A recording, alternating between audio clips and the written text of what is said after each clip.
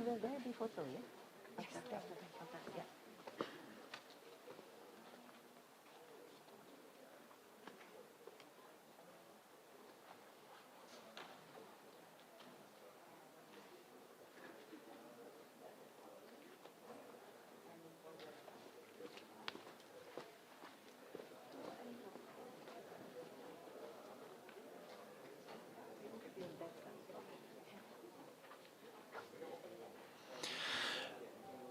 Excellencies, distinguished delegates, this session is held via the Zoom e-conference platform.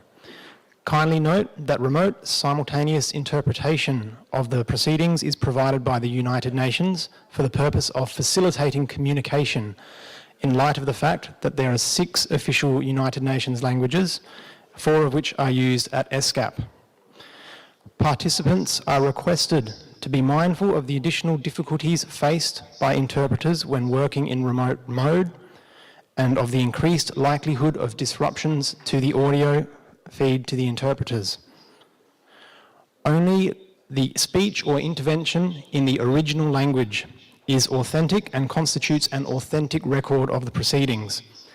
In case of any inconsistency between the interpretation and the speech or intervention in the original language, the latter shall prevail. In addition, interpreters servicing remote meetings cannot be held liable for interruption of service, pixelation, freezing or loss of visual input, partial or complete loss of audio, audible artifacts, unauthorized access to personal or confidential data, leaking of information due to inadequate soundproofing, and/or data loss. Thank you for your attention to these matters. I now turn the proceedings over to Ms. Rupa Chanda, Director of the Trade, Investment and Innovation Division, UN ESCAP, to commence the proceedings. Thank you. Thank you.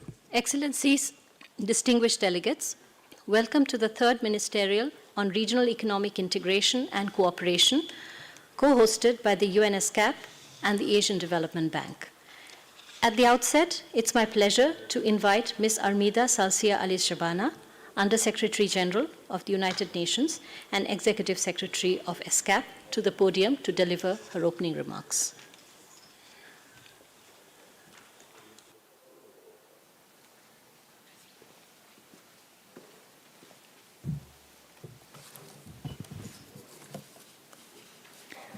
Excellency Mr. Biswa Nath Pudel, Vice Chairman of the National Planning Commission of Nepal, Mr. Wu Chong-um, Managing Director of the Asian Development Bank, Excellencies, distinguished delegates, ladies and gentlemen, it is my pleasure to welcome you to the third Ministerial Conference on Regional Economic Cooperation and Integration. I would like to begin by expressing my sincere appreciation and gratitude to the Asian Development Bank for their strong collaboration with ESCAP and for co-hosting this conference. This meeting is an important milestone in our efforts to drive forward regional economic cooperation and integration, or better known as RECI, in our region. Coordinated action to address shared challenges and to meet the 2030 Agenda for Sustainable Development has become even more important since our last meeting 5 years ago in 2017. Over the past 3 years, the global economy has witnessed deepening polarization and increased skepticism about the benefits of multilateralism.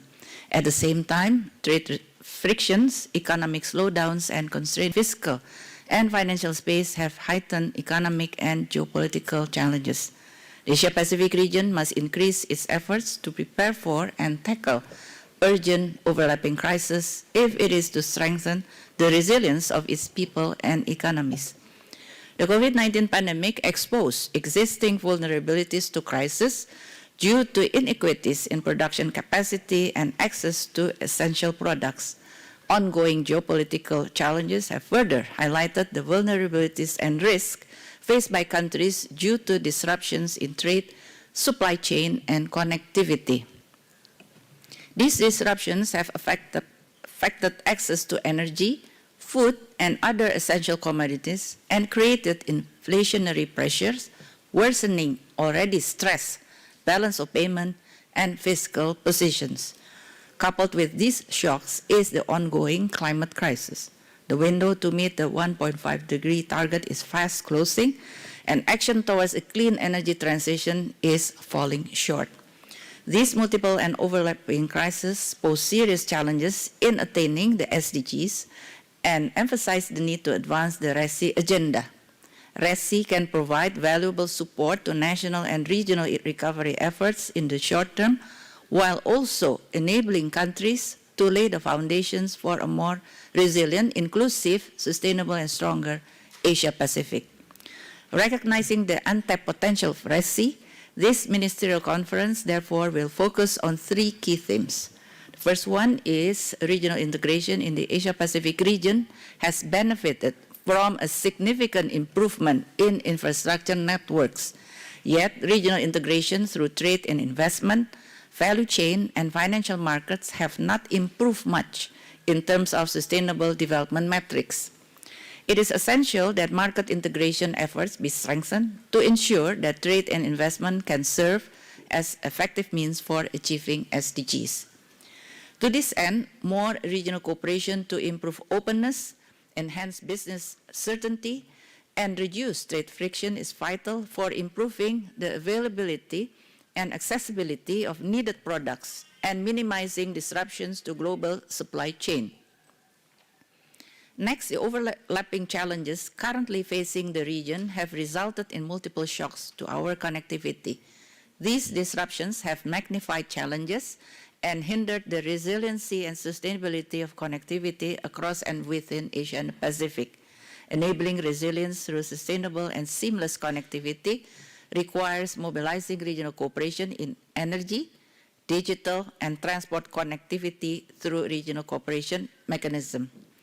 Let me give a few examples. Examples include the regional roadmap on power system connectivity, the Action Plan 2022-2026 of the Asia-Pacific Information Superhighway, and the Regional Action Program for Sustainable Transport Development in our region. Harnessing the synergies between these 3 areas, energy, digital, and transport connectivity, can address persisting connectivity shortages, enhance resilience, and support responses to climate change. And finally, the pandemic was a digital Big Bang. It rapidly accelerated the digital transformation of our economies. But the benefits of such a dramatic shift have not trickled down to everyone. It is critical that countries take coordinated action to ensure that this revolution does not become another driver of deep inequality in the region.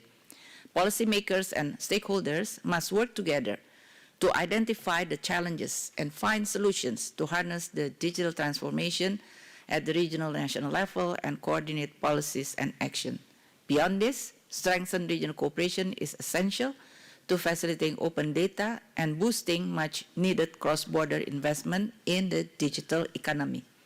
ESCAP's regional initiative capacity building program are already helping to build the core foundation for enabling an inclusive digital future by promoting, for example, policy dialogue, cooperation, and partnership.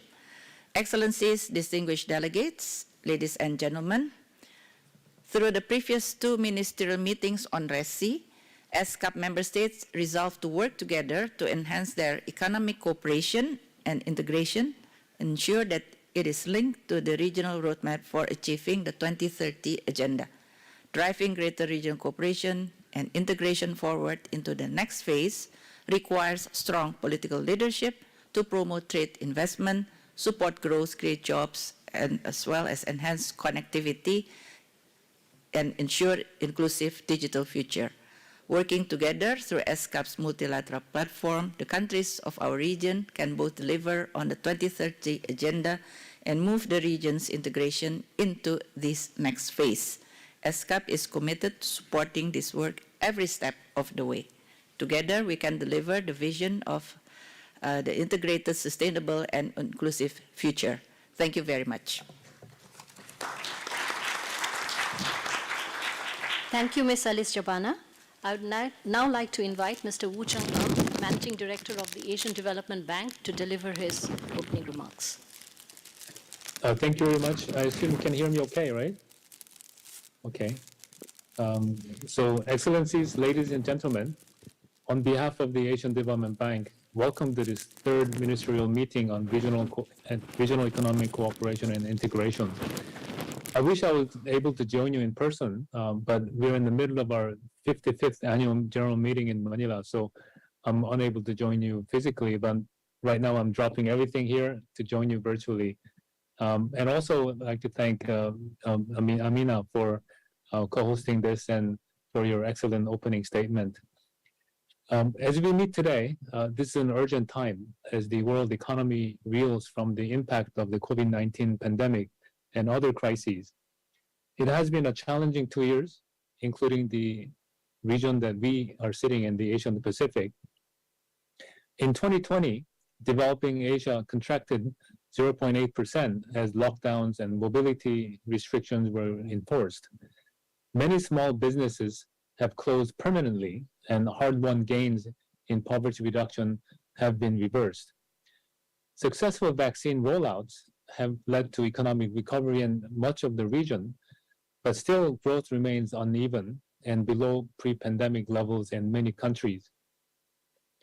It is important that we address our common post-pandemic challenges together. And regional cooperation and integration, RCI, now more than ever, offers an important means for doing so and to achieve a green, inclusive, resilient, and sustainable recovery. Ever since its founding in 1966, the Asian Development Bank has considered the RCI as a central part of its work. Therefore, our Strategy 2030 recognizes the RCI as a strategic operational priority. And throughout, we have assisted developing member countries to lower trade costs and reap the benefits of globalization by promoting open regionalism in the Asia and the Pacific region. Our RCI operations aim to enhance connectivity and competitiveness, promote regional public goods, boost cooperation in the finance sector, and strengthen sub-regional initiatives. As the world economy is being challenged by anti-globalization sentiment and renewed protectionism, RCI should be used as a building block for the globally cooperative efforts to build a better future.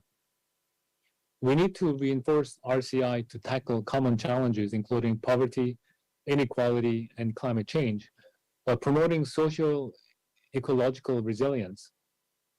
Together, we need to create new trade and investment opportunities that will integrate social justice and environmental sustainability for enhancing economic growth and lifting living standards in developing economies.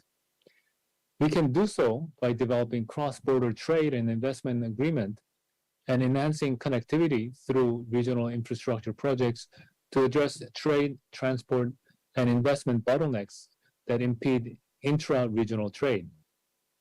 Further, the pandemic and unanticipated escalation of geopolitical tensions have revealed the vulnerability of global trade and supply chains.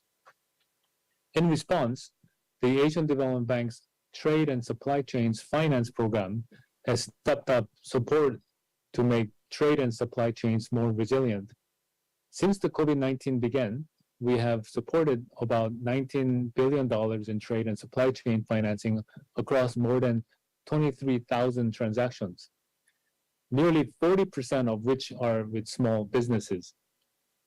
Post-pandemic reforms of the global trade system should build resilience to future shocks and embrace transformative development strategies that can deliver the 2030 Sustainable Development Goals.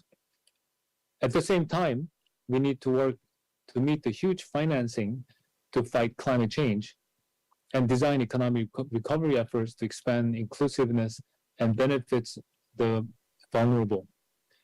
The ADB is preparing an innovative financing mechanism for energy transition in the region. And for example, the energy transition mechanism is a scalable, collaborative initiative that seeks to accelerate the retirement of existing coal-fired power plants and replace them with clean power capacity.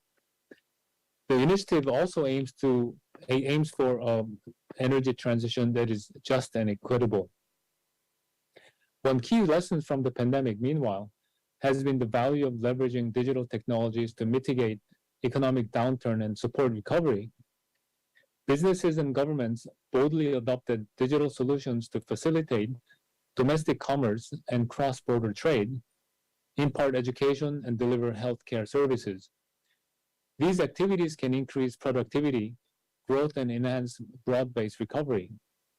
However, digital divides remain significant between individuals and countries in their technical and financial ability to tap these transformative technologies.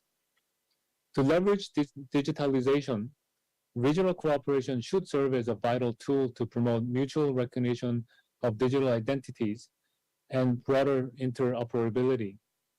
It can also facilitate knowledge and experience sharing so that developing countries and economies can acquire requisite technology and know-how. Much more work remains to be done, as connectivity and financial gaps between countries and sub-regions are still wide, and many developing economies lack infrastructure and know-how. Well, ladies and gentlemen, I'm sure that you will hear many interesting ways to renew RCI and address these issues over the next 2 days. And I look forward to the productive and insightful discussion and wish you all the best for the successful event. And thank you very much.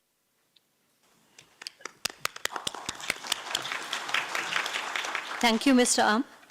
I'd now like to invite His Excellency Mr. Bishwanath Podel, Vice Chairman, National Planning Committee, Nepal, to deliver his opening remarks.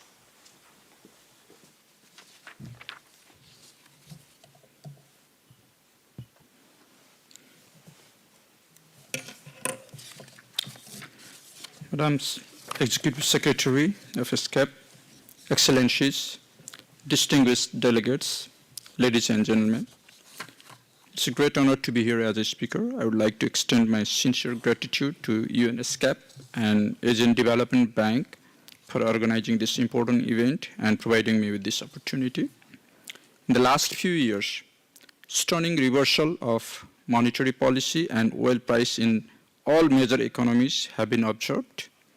They have been accompanied by swift changes in interest rates, market liquidity, inflation rates, as well as export and import volumes. The changes occurred as COVID-19, Ukraine crisis, and climate change-related urgency were lying in the background. COVID-19 related upheavals were momentous socio-economically as well. Millions of workers left urban areas for their homes in rural areas, temporarily arresting both uninterrupted depopulation and feminization of rural areas, as well as unremitting growth of urban centers, spurred by years of agglomeration economies. Economies rebounded quickly, especially in Asia-Pacific countries where merchandise trade, high FDI, and digital industries, reliable logistic infrastructure, and strong regional value chain played supportive role. However, recoveries may have exacerbated inequalities that were gradually decreasing before the pandemic. Women are still slower to return to urban areas than men. Economies lopsidedly reliant on remittance or tourism are slower to recover. The impact of pandemic on different sectors of economies is also varied. As long as marginal product of labor remained non-negative, the influx of workers from urban to rural areas should not have affected aggregate output of agriculture sector. But some least developed countries, such as Nepal, have poor agricultural infrastructure and more reliant on weather than others. Adverse weather of 2020 affected Nepal's agricultural output negatively. Many countries in Asia-Pacific region also rely on imported fertilizers, and increase in supply chain disruptions during the pandemic negatively affected availability of critical factor inputs in agriculture sector. Manufacturing sector is also affected by labor movement, income shock-induced demand adjustments, and supply chain disruptions. Though manufacturing sector rebounded quickly in Asia-Pacific region after the initial fall, conditions vary across member countries. Likewise, impact on service sector is also heterogeneous across countries. Tourism sector is yet to recover. However, countries with good logistic infrastructure and digital preparedness fared better as e-commerce sector grew in these economies. Resiliency during the pandemic has therefore been determined by the ability of economies to reduce shock in production sector, ensure access to market for produced goods, and provide social security assistances to people who are in need. Excellencies, after shocks of COVID-19 related lockdowns and monetary policy instruments such as quantitative easing used during the lockdowns are still being felt. America, for example, experienced high inflation after the money supply in the market was increased during the early stage of pandemic. This was followed by rising interest rate in the US, capital flight to US from other countries, and depreciation of currencies against US dollar. As currencies depreciated, inflation rate increased and subsequently interest rates also increased in those countries. Policy rate, central bank's favorite instrument to address inflation in almost all economies, has increased worldwide, and cost of borrowing for the governments have increased.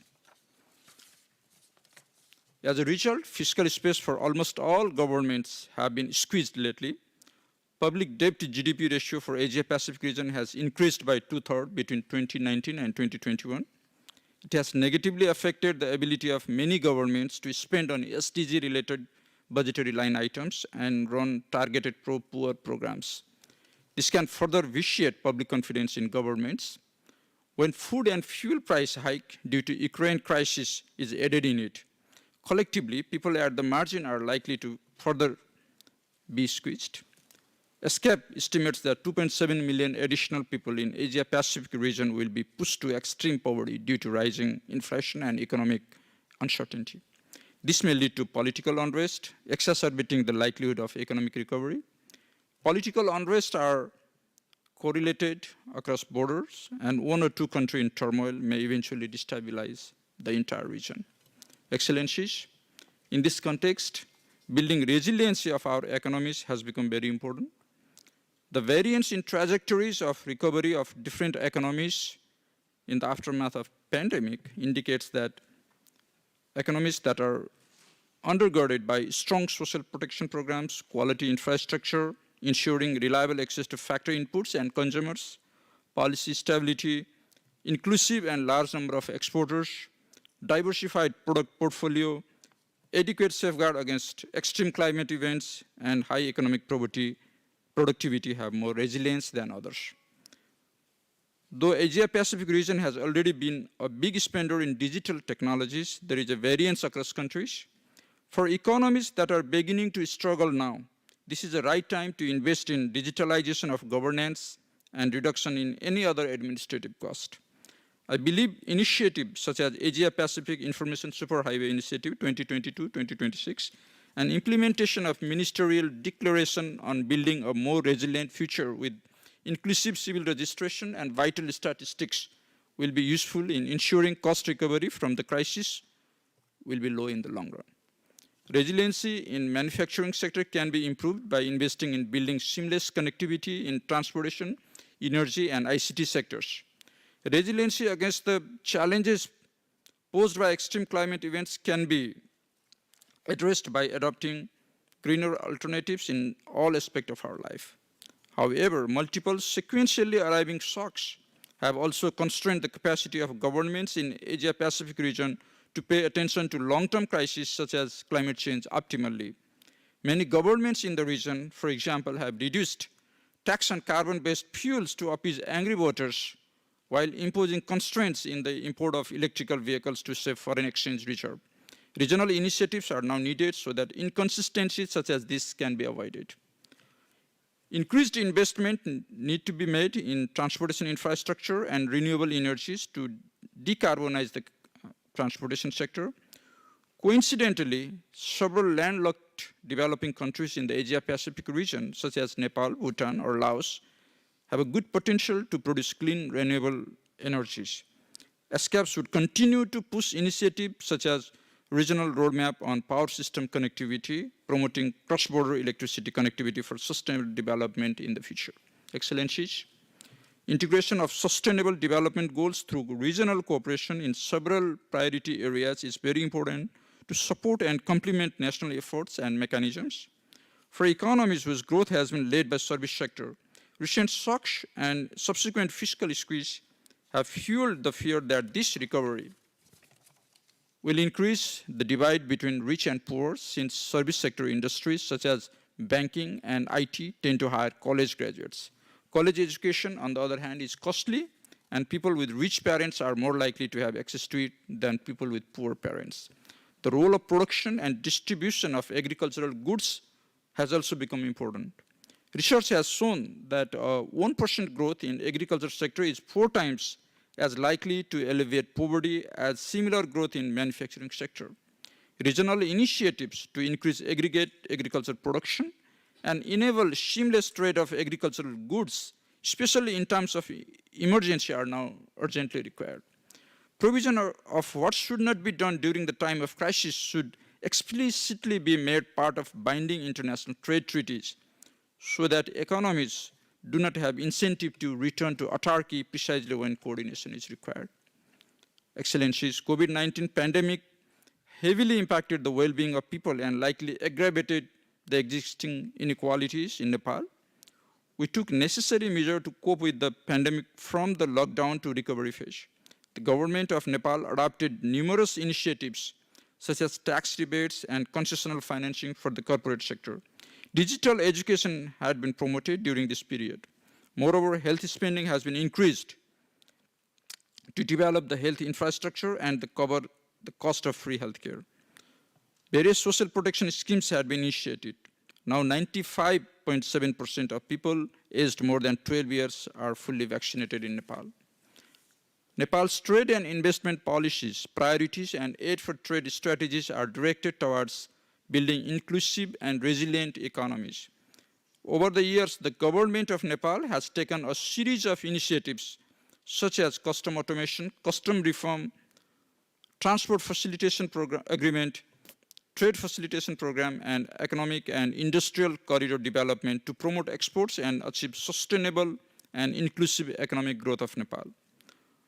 Nepal is focusing on trade and investment programs that will contribute to value chain development, quality enhancement, and improve trade facilitation measures for its sustainable and inclusive economic growth.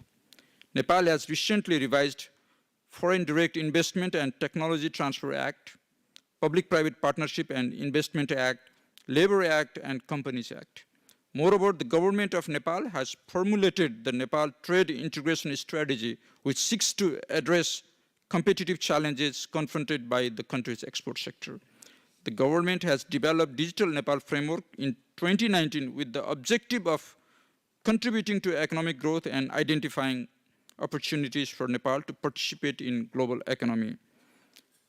Nepal has made significant progress on improving internet connectivity, promoting digital skills of marginalized communities, developing digital identification programs, improving regulatory environment for digital finance, and encouraging e-commerce in the last few years.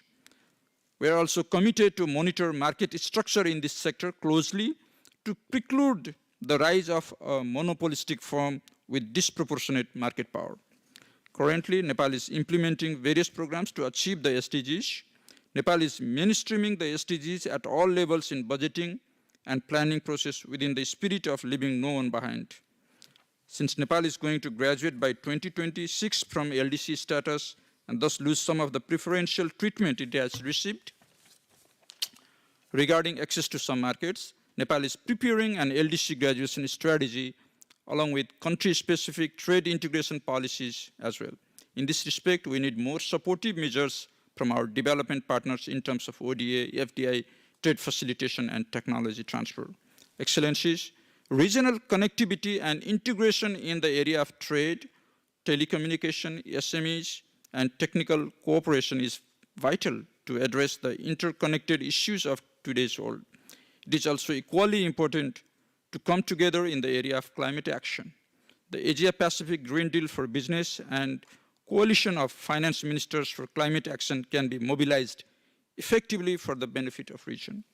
The regional cooperation should now be focused on finding innovative debt relief solution, enhancing cross-border investment, and promoting regional value chain mechanism. The Regional Comprehensive Economic Partnership Agreement and the Framework Agreement on Facilitation of Cross-Border Paperless Trade in Asia and the Pacific need to be utilized for a robust partnership among countries. Moreover, the Asia-Pacific Foreign Direct Investment Network for least developed and landlocked developing countries must help graduating LDCs such as Nepal in experiencing a smooth, sustainable, and irreversible graduation. It is clear that the poor market integration, lack of physical connectivity, inequality, and existing digital divide are the major challenges in the integration of the region.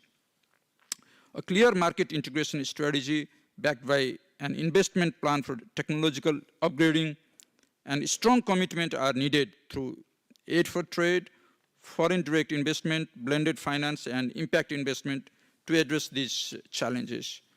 Since intra-regional investment as a share of total investment in this region can be expected to grow in the future, we must push for uniformity in investment-related regulatory regimes across the member countries and find innovative ways to develop affirmative action to help countries that have fallen behind. Countries in special situation should be encouraged to form their own sub-bloc so that their foreign direct investment regulations are standardized and they can learn from each other in improving competitiveness in attracting foreign investment by developing appropriate value propositions. Asia-Pacific FDI network can be encouraged to work in this direction by collaborating with investment boards and ministries of industries from these countries. Finally, I strongly believe that Asia-Pacific region can improve its collective resiliency by working together and collaborating in trade and investment issues. We have already made remarkable progress in the last few decades. We have the potential to achieve more. I thank you all. Thank you, Your Excellency.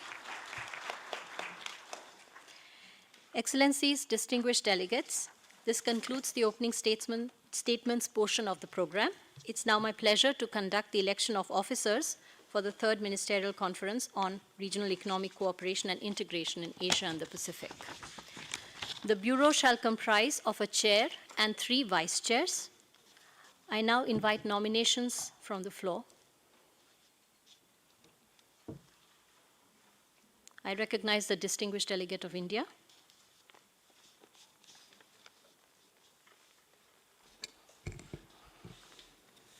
Thank you for the floor. A very good morning to everyone here. The delegation of India wishes to nominate His Excellency Mr. Loknath Sharma, Minister of Economic Affairs of Bhutan, as the chair, and as vice chairs, His Excellency Mr. Mugjin Batsumber, Deputy Minister of Foreign Affairs of Mongolia, His Excellency Mr. Arman Isetov, Ambassador Extraordinary and Plenipotentiary and Permanent Representative of Kazakhstan to ESCAP, and Mr. Fakhruddin Sultanov, Consul General of the Republic of Uzbekistan. I thank you all. Oops. Would any delegation like to second the nomination or propose any alternate nominations? I recognize the distinguished delegate of the Philippines. Thank you. The Philippines seconds the nomination for the Bureau proposed by the delegation of India. Thank you. Thank you, distinguished delegate of the Philippines. Would any other delegate wish to take the floor?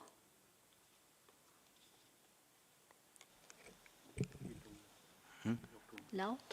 Yeah, I recognize the distinguished delegate of the Lao People's Democratic Republic. Excellency, distinguished guests, the delegation of the Lao PTI would like to also support the nomination as read out by delegates of the India. Thank you. Thank you, distinguished delegate of Lao PDR. Are there any other nominations? I see none.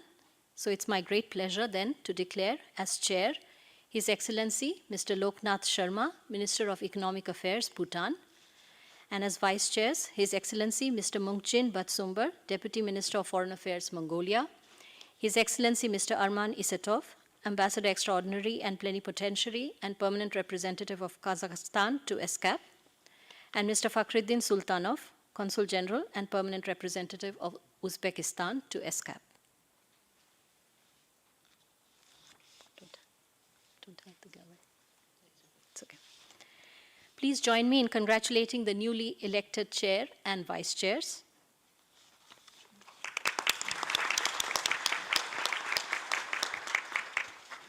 Excellencies, distinguished delegates, it's now my honor to invite His Excellency Mr. Loknath Sharma, the Chair of the Third Ministerial Conference on Regional Economic Cooperation and Integration in Asia and the Pacific, to conduct the meeting from this point forward.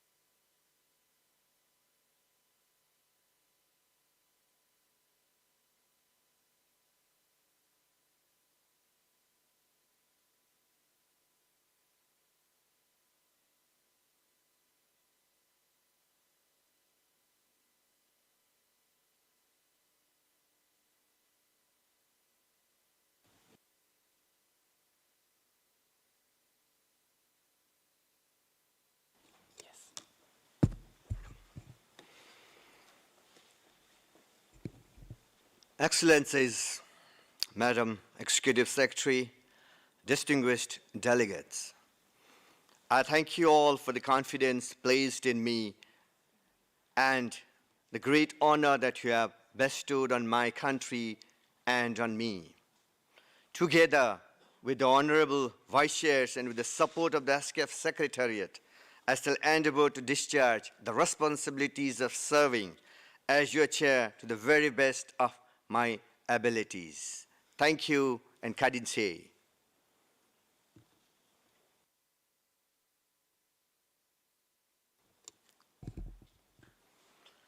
Excellencies, Madam Executive Secretary, again distinguished delegates, we'll now move on to agenda item 1C, adoption of the agenda.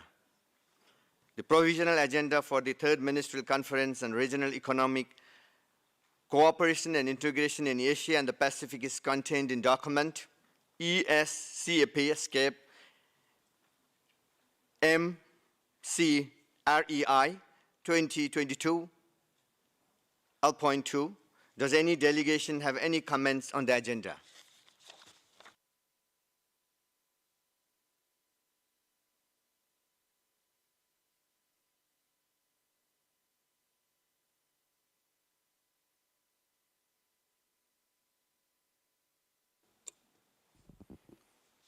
I see none. May I propose to the conference that the provisional agenda as contained in document be adopted herewith. Thank you.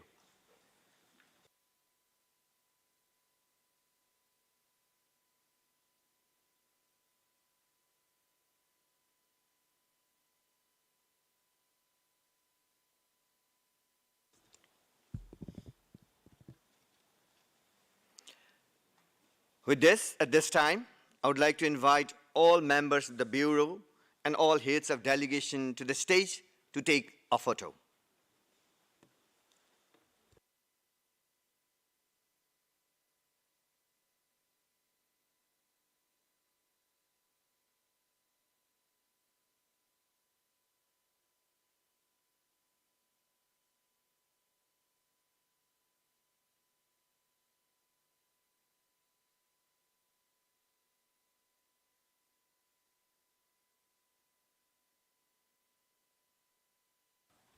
May we invite all the heads of delegation to join the distinguished delegates on the stage for a group photo, please?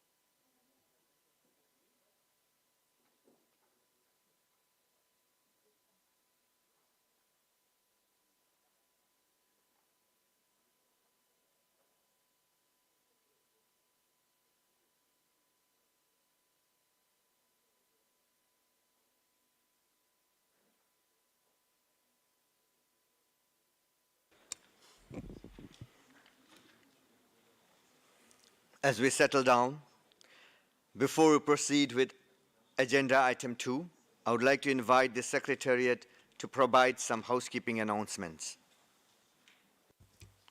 Thank you, Chair, and very good morning to all distinguished delegates in the room and connected online. Please allow me to just provide a quick reminder for delegates participating online through the e-conferencing platform Zoom. To select the preferred UN language, the interpretation icon will drop-down menu is available in the lower right hand corner of the screen. When you want to make an intervention, kindly click Raise Hand button. Your virtual hand will appear on your video. And when the chair calls upon you to take the floor, please click Unmute and Start Video and deliver your intervention. Your video will be spotlighted on the screen. Once you have completed your intervention, kindly click Mute Microphone and Stop Video. For technical issues related to Zoom, kindly click the icon, the chat icon, available on the lower middle of the screen, and type your message there. Our technician will assist you shortly. The Secretariat will be monitoring the messaging in Zoom. However, the Secretariat kindly requests that all substantive questions or interventions to be raised through by your delegation by using the Raise Hand button only. And finally, to prevent echoes and interference, please ensure that the language you select to listen is the same as the language that you speak while taking the floor. I thank you, Chair.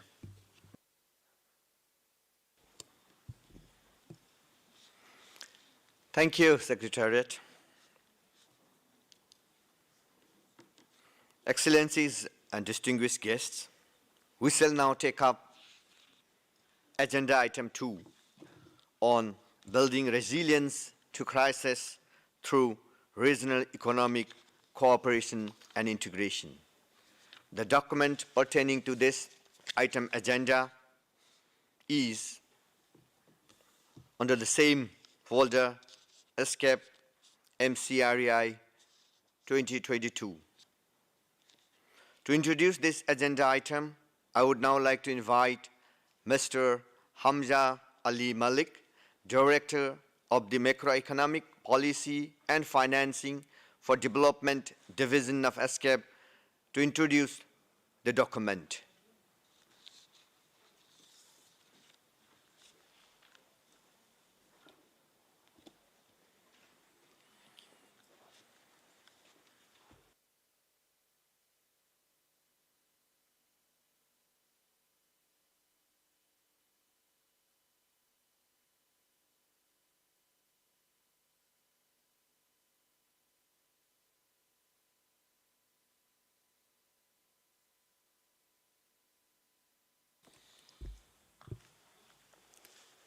Good morning, Honorable Chair, Excellencies, distinguished delegates. Please allow me 5 to 7 minutes of your time to share some observations regarding the macroeconomic context in which our economies and societies are currently operating, and which has a bearing on not only the deliberations that will take place during this ministerial meeting, but also the prospects of sustainable development agenda. If I may request the Secretariat to put up the slides, please. So I'll be talking about essentially two crises, although there are three going on. One is the pandemic, other one is the geopolitical uncertainties and its implications on the economies. The third one I'm not going to touch upon explicitly is the slow-moving climate crisis that we're all very well aware of. Is there any clicker? Next slide, please. Okay, so here are the basic messages I want to leave you with very briefly. One, the ongoing geopolitical uncertainties have certainly disrupted the nascent economic rebound that economies experienced in 2021.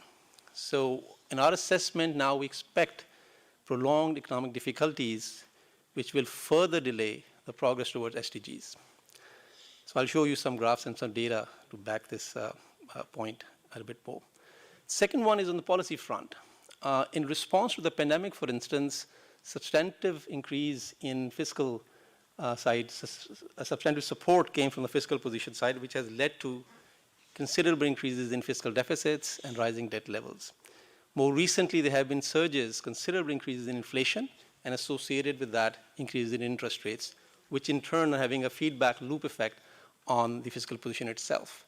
So the two main macroeconomic instruments, the fiscal side and the monetary side, look pretty constrained. This is what we call the policy space is looking very constrained. So to support economic recovery, the support likely to come from these measures is going to be limited. That will again make the economic recovery, pursuit of SDGs, all the more challenging. And then I'll touch upon briefly about what are some of the policy options available to member states. So there are three broad areas that I'm going to touch upon. One is inclusive economic development. I'll share some examples, investment in resilience, and on the fiscal side, what we call spend smartly and tax fairly. And lastly, I'll talk a little bit about how the regional cooperation, since it's the focus of these deliberations, can actually facilitate. So this is the economic situation, how we see it at the moment. Economic rebound remains uneven and fragile. These are the sectoral distributions. So the blue bar is manufacturing, gray is wholesale and retail, transport, and then followed by hospitality in yellow. So you can see the performance across sectors is actually pretty varied, especially those sectors that are more tourist-related or consumer-facing. Their recovery is much weaker than other areas. And the economies as a whole have still not gone back to pre-COVID levels yet. You can see on the right-hand panel, for instance, the blue bars are 2020 data and red bars are 2021, showing the comparison between the pre-pandemic levels. And you can see the blue bars are dominating, which means you can see for most countries, especially the blue bars in 2020, the performance was much worse. And some economies now have actually recovered in 2021, as shown by some of the red bars. But by and large, Asia Pacific as a whole has remains actually below pre-crisis levels in terms of economic performance. This will have lasting impact. This is a point worth elaborating a bit or highlighting again and again. This is not just about one-off or 1 or 2 years events and everything goes back to normal. We expect these kind of crises are likely to leave lasting scars on people and societies and economies. The three broad areas I highlight here are disruptions to labor markets, lack of capital investments, and learning deficits. And then I explain a little bit, you can see it yourself. For instance, disruption to labor markets are eroding workers' skills and their ability to join job markets down the line, which has negative consequences for economic prospects. Similarly, a lot of resources have been channeled away from recovery efforts, so channeled away from capital investments, which again does not bode well for long-term economic prospects. And third, and most importantly probably, the learning deficits, the long-term consequences of learning and earning potentials from prolonged school closures, partly because of the digital divide, for instance, as you will be seeing. On the right hand, you can see some estimates by ESCAP on poverty at the end of 2021. So these are still not incorporating the latest developments yet. So we expect these numbers to go even higher. And you can see, according to the metric of $90 per day, for instance, 85 million people have been pushed back into poverty. And if you use a slightly different metric, the numbers are even much more higher and much more staggering. So a lot need to be done for inclusive recovery or focus or people-centric recovery efforts. That's the point I'm trying to highlight. Coming to the policy front, there are basic observations. You can see inflationary trends on the left-hand side. It's very visual. Since the mid-2021, inflation has been on the rising trend already. So before the recent geopolitical uncertainties, inflation was already on the rise across the board through energy prices, oil prices, food items, so on and so forth. In the interest of time, I'm not going into the details, but you can easily see there has been a substantial increase in inflation, whether it's core or headline or food across the board. Consequently, central banks have very drastically changed their positions. So on the right-hand panel, you can easily see what the monetary policy positions are. So the blue parts represent rate cuts, and the red represents rate hikes. So you can see in 2019 and 2020, most central banks were actually reducing interest rates. And look at what is the situation at the moment in 2022 so far. Most central banks have actually increased interest rates. This has significant consequences for the fiscal positions down the line as well, constraining the policy space a bit more. Talking about implications for the fiscal position, this is how the situation looks. As I said, fiscal space has already dwindled as a response to the pandemic. So on average, fiscal deficit in Asia Pacific have gone up from about minus 1% in 2019 to close to around 5% in 2021, a significant increase across the board. Similarly and consequently, the debt levels have increased from around an average of 41% to a little over 50% in 2021. These imply substantive additional financing requirements to meet these rising deficits, and they're expected to remain elevated for some time to come. Mind you, these are IMF projections, the numbers, and one has to understand the IMF projections a little more carefully. They are not necessarily pure projections. They are building in IMF's advice, which is fiscal consolidation. So you can see down the line, IMF expects countries to stabilize fiscal deficit around a certain level and no further increases because of very valid, I would say in some cases, debt sustainability concerns. Countries, when they want to project the fiscal position, that may be a different situation. And there it comes to the policy deliberations, and I hope we'll hear and discuss some of the options there as well. Coming to the policies, this is what I was saying. They are interrelated policies. The focus is essentially what we are using the term inclusive or people-centric, and emphasizing the element of resilience. So here are some examples. Prioritize inclusive development. What we mean by that is, and this is based on a solid research which we have shared in the Economic and Social Survey of Asia and the Pacific, protect and strengthen public spending on 3 areas: health, education, and social protection. That actually, what our research shows, that not only adds to the resilience of societies or economies in particular, they actually facilitate inclusive recoveries as well. And these are the areas which are usually cut when fiscal consolidations are introduced. That's why I'm highlighting this point. Just in the interest of time, I won't talk all of them. Third point, for instance, in the same bar is the redistribution through progressive taxation. That's a long outstanding issue in Asia and the Pacific region. As a whole, most countries tend to rely on indirect taxes as opposed to direct taxes. And then this situation certainly needs to be improved. There's a room for within existing tax rates to change policy and strengthen administration so that more direct taxes or progressive taxation can be strengthened. Another area which I invite you to read in detail, I won't elaborate, is inclusive central banking. Typically, when we talk about inclusivity or taking care of inequalities, the focus tends to be on fiscal measures. However, lately, research has shown the monetary policy in particular and central banking in general can also have an impact on how and what kind of economy recovery is shaping place. And there are several ideas we have discussed in the publication I was referring to. Similarly, second point, strengthening economic resilience is related to the first point. The bottom line is the second point that you can see. The policymakers' focus tends to be on what is called accelerating growth at whatever costs. And at times, they tend to neglect mitigating setbacks. So when a major shock sometimes happen, it actually takes economies back or their development trajectory back several decades. And that volatility in economic performance itself becomes an impediment of their overall economic prospects and the possibility of effectively pursuing the sustainable development goals. Similarly, I share some ideas, spend smartly. Again, there are details there. What do we mean by that and why they matter? I won't indulge on that in detail in the interest of time. The last slide I want to show is, since given the focus of these deliberations is on regional economic cooperation integration, so what the region as a whole in terms of cooperation spirit can do together. So again, there are 6 areas, and you can see many more details discussed in these areas in the background document that is available with all of you. So 6 areas we highlight are health and vaccine cooperation. In some areas, there are still gaps around these areas, so there is attention still needs to be paid, although we are more or less recovering from those aspects. The second point is promoting multilateral debt discussions. Now, I think ESCAP and UN as a whole can provide a very neutral platform to bring together creditors, debtors, multilaterals, other stakeholders in the same room and talk about what options are available for policymakers, for debt relief, for instance, and what shape it can take, what instruments can be used in this endeavor, and so on and so forth. Because this is impinging a lot on potential fiscal space down the line, which is essential to support economic recovery and SDGs.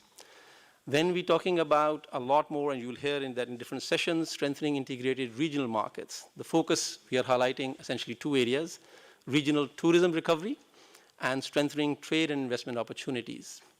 And last but not least, I think we need to have joint responses for challenges which are by definition shared.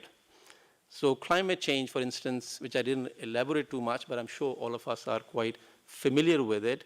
There's a need for coordination on economic policies and several fiscal policy options that can help the economies transform towards what we like to call green economies, and several options are discussed in the paper itself. And last but not least, there is still opportunities to talk about how to strengthen regional tax cooperation. One example listed over here is to essentially combat base erosion and international harmful tax practices, but there are other areas as well. So here are the main sources from which I've drawn the things, in addition to the background paper that is available with you. I hope and look forward to interesting and exciting discussions and ideas that we can actually take forward in our research and then work closely with member states in implementing them. I thank you, Chair, for the opportunity to share these basic ideas with the audience today. Thank you very much. Thank you, Mr. Malik. I would now like to invite Ronaldo Avendano, economist, Economic Research and Regional Cooperation Department, to present on ADB's Asian Economic Integration Report.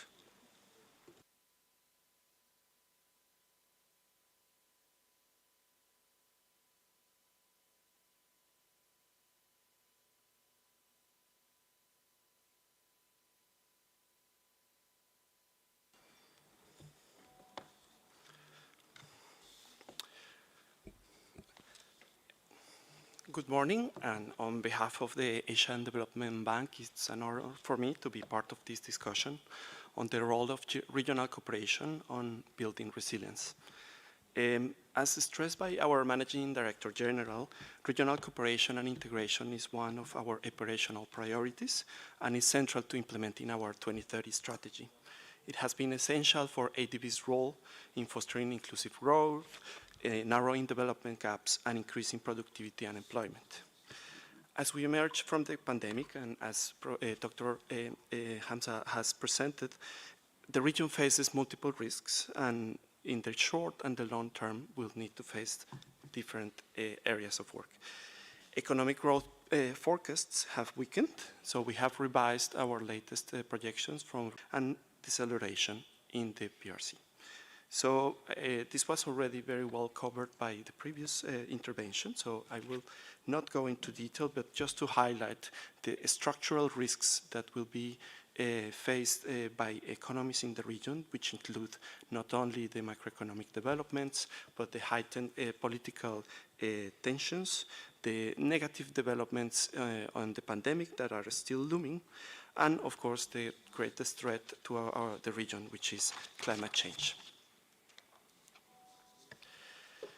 Regional cooperation will play a critical role in rebuilding smartly to inclusive, resilient, and sustainable economic recovery. So if we look at the intra-regional shares on trade, foreign investment, equity, debt, and migration, we see that overall they have increased steadily in Asia and the Pacific since 2001. And more importantly, they remained resilient in 2021 despite the disruptions of the pandemic. To better understand these dynamics, ADB has developed an Asia-Pacific Regional Cooperation and Integration Index, which offers standardized measurements of RCI and captures multiple dimensions that lay the foundations of regional integration. So this is what we see on the right-hand chart. As RCI evolves, the index and our measurements also have to incorporate new dimensions, and this is what we have done over the past 2 years, integrating areas on technology, digital connectivity, and environmental cooperation.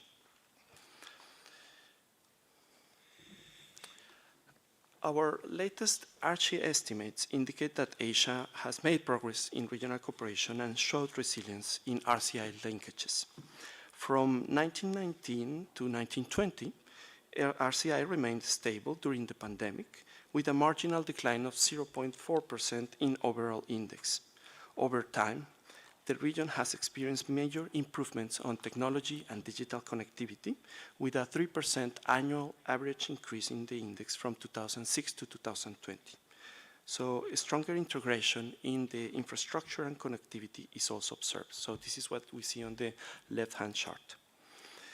In 2020, if we look at the middle chart, we also see that Asia performed relatively well compared to other developed regions, in particular the European Union, in areas such as value chain participation, technology and digital connectivity, as mentioned, whereas in certain areas such as money and finance and environmental cooperation, there is still large room for improvement.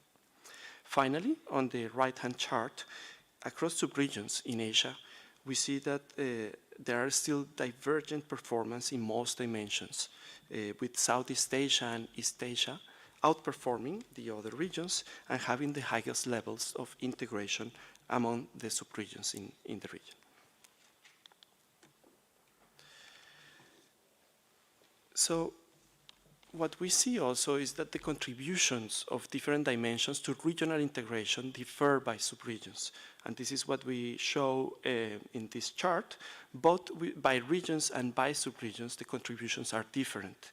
And what we see is that certain dimensions, such as money and finance, seem to be very important for other regions, in particular the European Union, whereas for Asia and the Pacific, they remain relatively limited. So regional value chain, infrastructure, and technology seem to be the main drivers in Asia, and altogether they explain about half of the overall estimates on regional cooperation.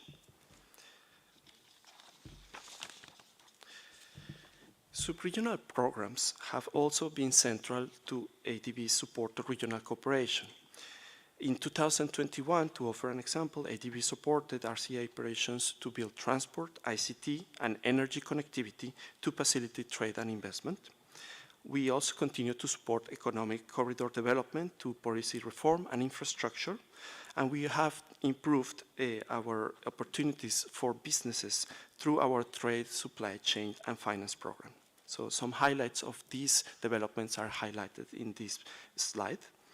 And we also see that improving the RCI metrics in integration, both to Asia and within the intra-sub-regional integration, offering customized solutions and better indicators can help sub-regional programs to meet their needs. We see some examples here on the right-hand chart on the latest RECI estimates, showing progress in most of the sub-regional initiatives and highlighting the growing linkages between economies in these sub-regional clusters.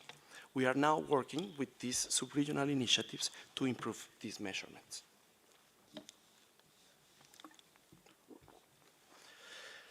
Also, we also need to recognize the linkages and understand better how regional and global economic integration are interrelated. For this, we have developed a global economic integration or globalization index that basically uses the same blueprint of RECI, our indicator, to offer a synopsis of the country's full economic integration profile, considering both regional and extra-regional linkages. Our analysis indicates that the impact of global economic integration has a more positive effect on economic growth across all income groups and most regions, including Asia and the Pacific. However, as we know, global economic integration could also exacerbate income inequality, and this is also what we find in our work, particularly for middle-income economies. Improvements in global integration on inclusive growth were also found only on high-income economies and two regions, the EU and Latin America.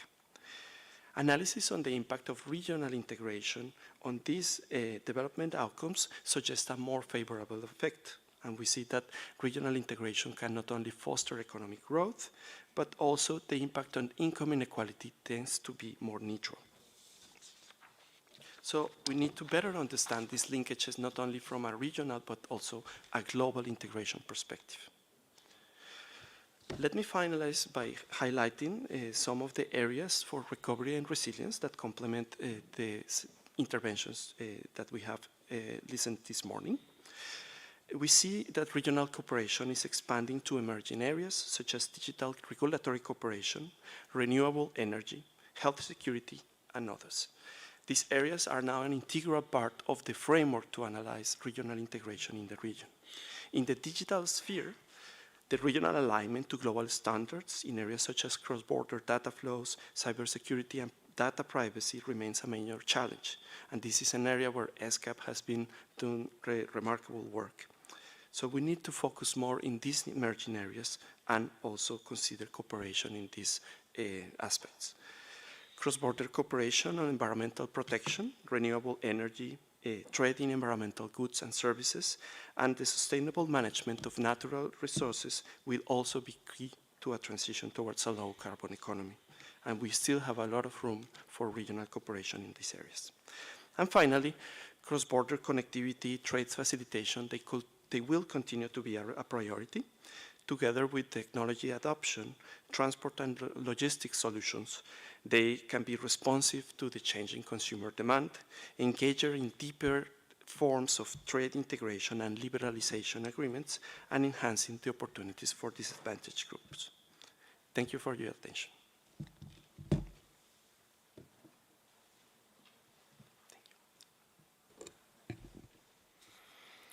Thank you, Mr. Vendano. This concludes the introductory part of this agenda item. Before moving on to the next agenda item, I would like to invite the Vice Chair, His Excellency Mr. Munkinson Batsumbar, Deputy Minister of Foreign Affairs, Mongolia, to the rostrum to chair the next session.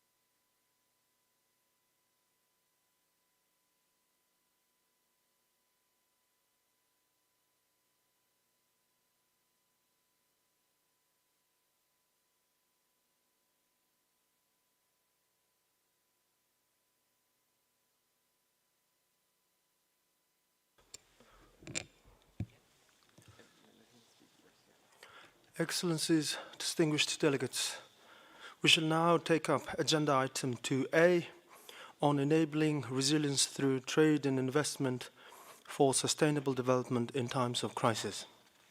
The document pertaining to this agenda item is ESCAP/MCREI/2022/2. This agenda item will be introduced by keynote ministerial statements, followed by an introductory presentation by the Secretariat and brief panel discussion before we proceed to country statements. It is now my pleasure to invite His Excellency Mr. Loknath Sharma, the Minister of Economic Affairs of Bhutan, to the podium to deliver his keynote remarks.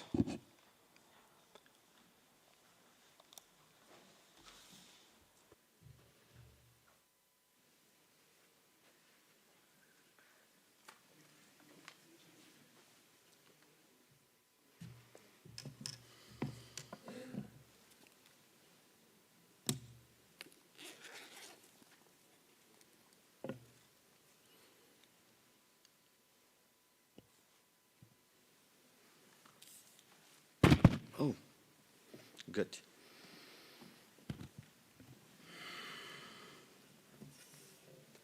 The Chair, Madam Executive Secretary, Excellencies, distinguished guests, ladies and gentlemen. At the outset, may I convey the warm greetings from His Majesty the King, Royal Government of Bhutan, and her people to the Kingdom of Thailand and our people, and to all the distinguished guests attending the event both physically and virtually. I would like to thank ESCAP for extending an invitation towards me to attend the third Ministerial Conference on Regional Economic Cooperation and Integration in Asia and the Pacific. Taking into account the situation of last 2 years of disruptions, this event has come at a right time for countries in Asia and the Pacific to build a better and resilient economy together. As I attend this event, I would like to take this opportunity to thank ESCAP for rendering continued support towards Bhutan in the trade, aid for trade, and industry sector, investment, trade facilitation, LDC graduation, cross-border trade, sustainable development goals, and building up economic analytical skills. The degree of the impact differed, but no country has spared by the pandemic-related disruptions, and if I may briefly share my country's experience, our socio-economic situation would have been debilitating if it was not for the leadership and tireless effort made by His Majesty the King and the government since the beginning of the pandemic, with us shutting the international borders from March 2020 and was fully opened a few days ago on September 23, 2022, just a few days ago.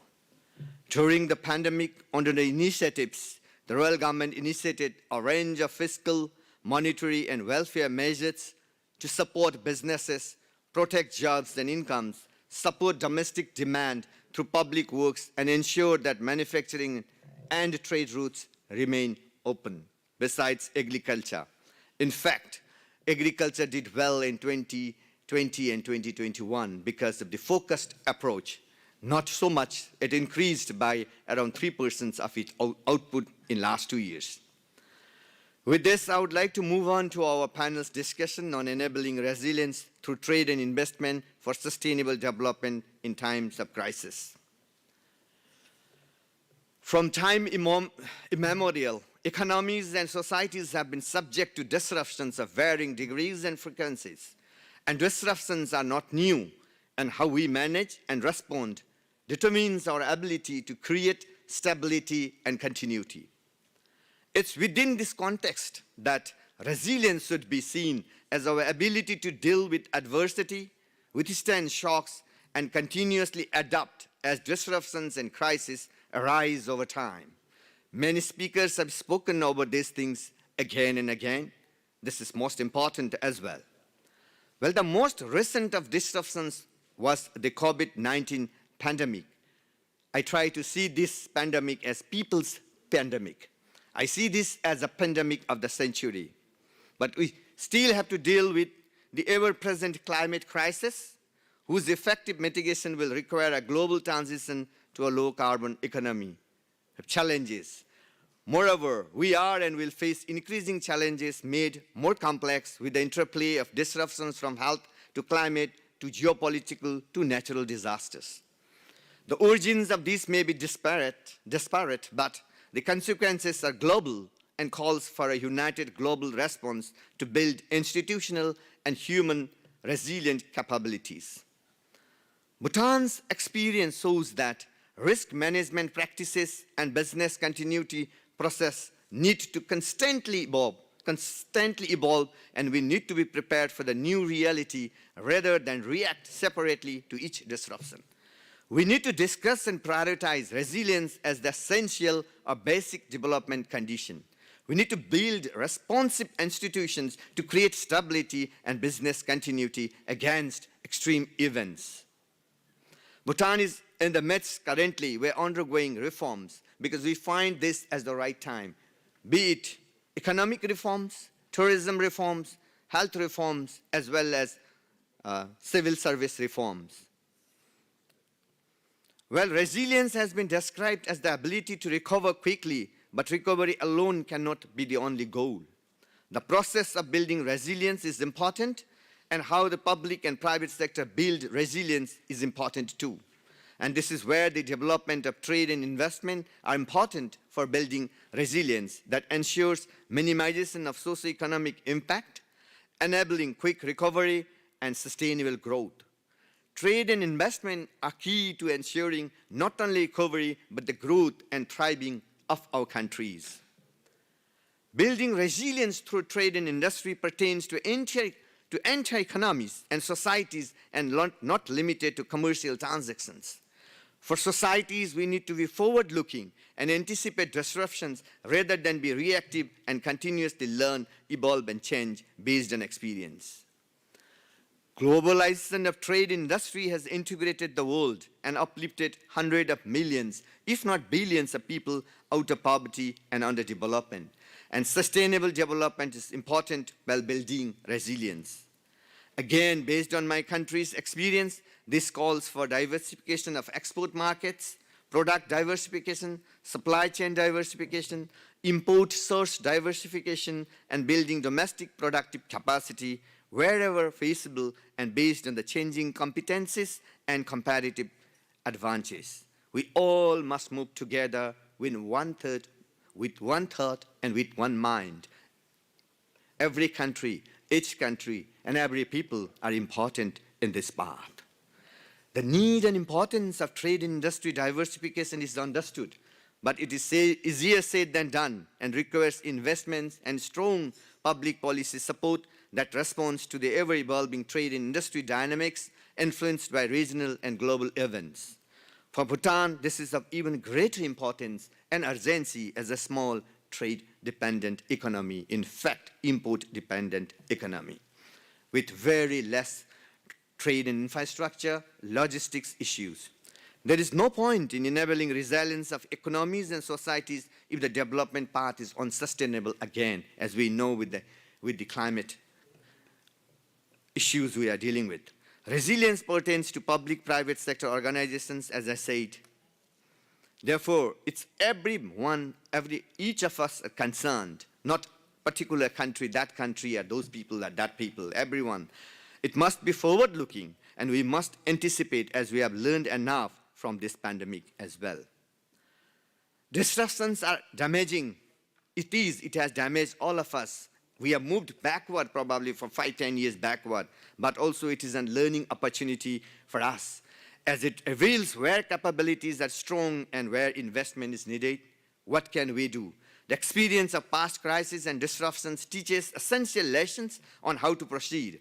These lessons will contribute to the architecture of the common resilience framework across the public and private sectors. Well, there is no such thing as a disruption-proof supply chain. Governments and businesses can cooperatively work towards a flexible design. Collaboration and coordination by the public and private sectors are needed to target investment and avoid duplication of effort. Digital technology is something that needs a great attention. It thrived during this pandemic. Why? All of us know. And without digital technology, probably there is no future and way forward for any of the countries. And to build a deep response capabilities in trade and industry, I would like to highlight the importance to build institutional capacity to enable resilience and sustainable development.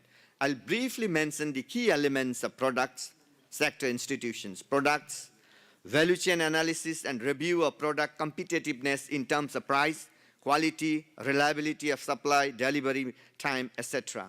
Because many of the countries, as already reflected by the researchers, 2 former researchers, that the trade within the Asia and the Pacific, in fact, the South Asia region also, we have only 5% within us. We have a lot of opportunities here. And one is documentations, the procedures from one country to another, border procedures, customs management, seamless documentations and seamless trade is one way to move ahead, I feel. Even in sector-wise, there must be a very good linkages, and we must try to close the gap, identifying new areas of growth. If each country try to compete in the same products, in the same market, in the same sectors, then probably we need to relook. We need to find weakness, strengths, and opportunities of each country better. And for this, ADB, as always, had been helping us, ESCAP had been helping us. We need more support to assess our regional and global markets.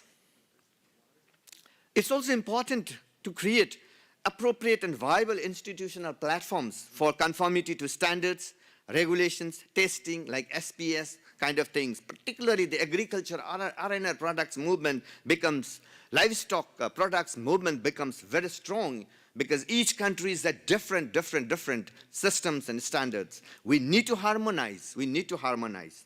Therefore, it's very important that we harmonize and strengthen this. Entrepreneurship and enterprise development is equally important. We need to probably see into industrial cluster development and transfer of appropriate technology. Focus on private sector development and our administrative systems as well. With this, and last but not the least, we require partnerships that allow countries and multilateral institutions to work together. Some of us, like my country, will require the last mile support to rebalance the economy away from dependency on large hydropower projects to other manufacturing services to help rebalance the distribution side. By rebalancing the economy and promotion of other sectors will lead to more job creation, transfer of knowledge, and widespread benefit of economic growth. What was relevant yesterday, pre-pandemic, is not relevant anymore sometimes. This pandemic has taught us we need to really speed up ourselves, do something more creative. Donor support will be necessary in this national endeavor for trade and industry. Without donor support, these developing countries will be lost in between. Again, then they will be far-fetched. Excellencies, ladies and gentlemen, building resilience is a multifaceted and multidimensional process, and we all need to work together to build not only national resilience, but Asia and the Pacific resilience for the mutual benefit of all. It's important. We all must move together so that no one is left behind. With this, I would also like to inform in the COVID management, my country has tremendously done very well, and we have even been able to vaccinate all children between 5 to 11. In fact, we have completed vaccination even for them. Adults, already they have had all the doses completed. Therefore, Bhutan has in fact covered, well, there might be some losses here and there if people have not come. Otherwise, we are 100% vaccinated. That's why we opened the borders, and we're not, we feel the pandemic or the COVID is behind. But there could be another COVID, another thing. Therefore, we must be vigilant. In the social sector, Bhutan is doing very well. We have difficulties in economic vulnerability as a small country, as an import-dependent country, as our potential to export is very less, manufacturing base is very less. We have our own challenges. But if we all think together, move together, there is nothing impossible in this world. Let this world be one, with one thought and one mind. Thank you, and Tashidale. Thank you so much.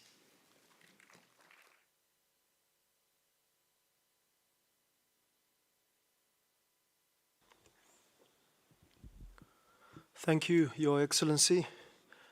Now I would like to request the Secretariat to play the video message from His Excellency Mr. Shri Suman Berry, the Vice Chairman of NITI Ayog, India. Your Excellency, Mr. Loknath Sharma, Minister of Economic Affairs, Kingdom of Bhutan, Dr. Rupa Chanda, ESCAP, other panelists and delegates at this conference. While I regret my inability to be present in person, I thank ESCAP and ADB for inviting me to deliver this virtual keynote address. I start by noting the auspicious timing of this conference. India has just completed 75 years as an independent nation. ESCAP is celebrating 75 years of its existence, and India is a founding member of ESCAP. But for me, the link is even more personal. The first executive secretary of ECAFE, the predecessor to ESCAP, was P.S. Lokanathan. When he left ESCAP, he was appointed the first Director General of the National Council of Applied Economic Research. This was in 1956, and it was my privilege to succeed him in that position some 5 decades later, and indeed to celebrate the Golden Jubilee of the NCAR during my tenure.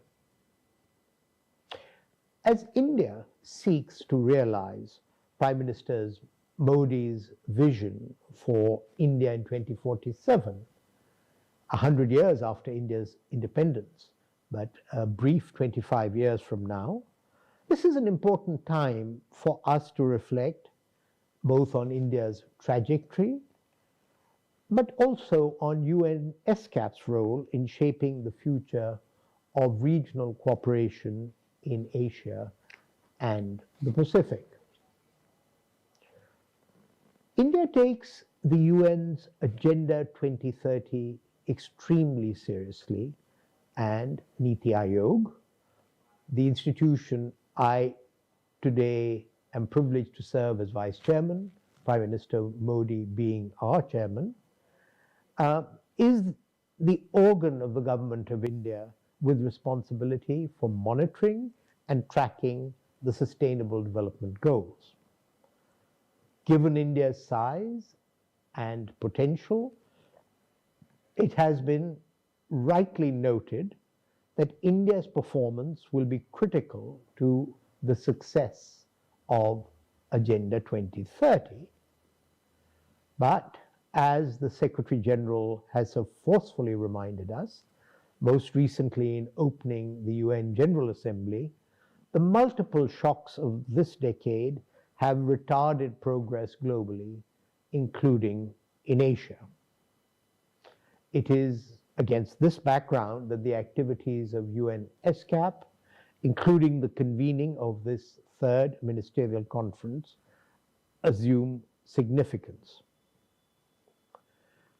I will use my limited time to describe some of the innovations which the Modi government has piloted to maintain momentum on the SDGs in the face of adversity.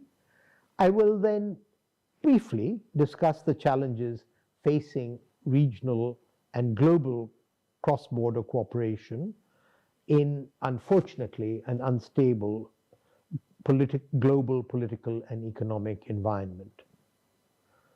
The global dimension is of particular importance as the G20 presidency moves from one Asian member, Indonesia, to another, India, later this year.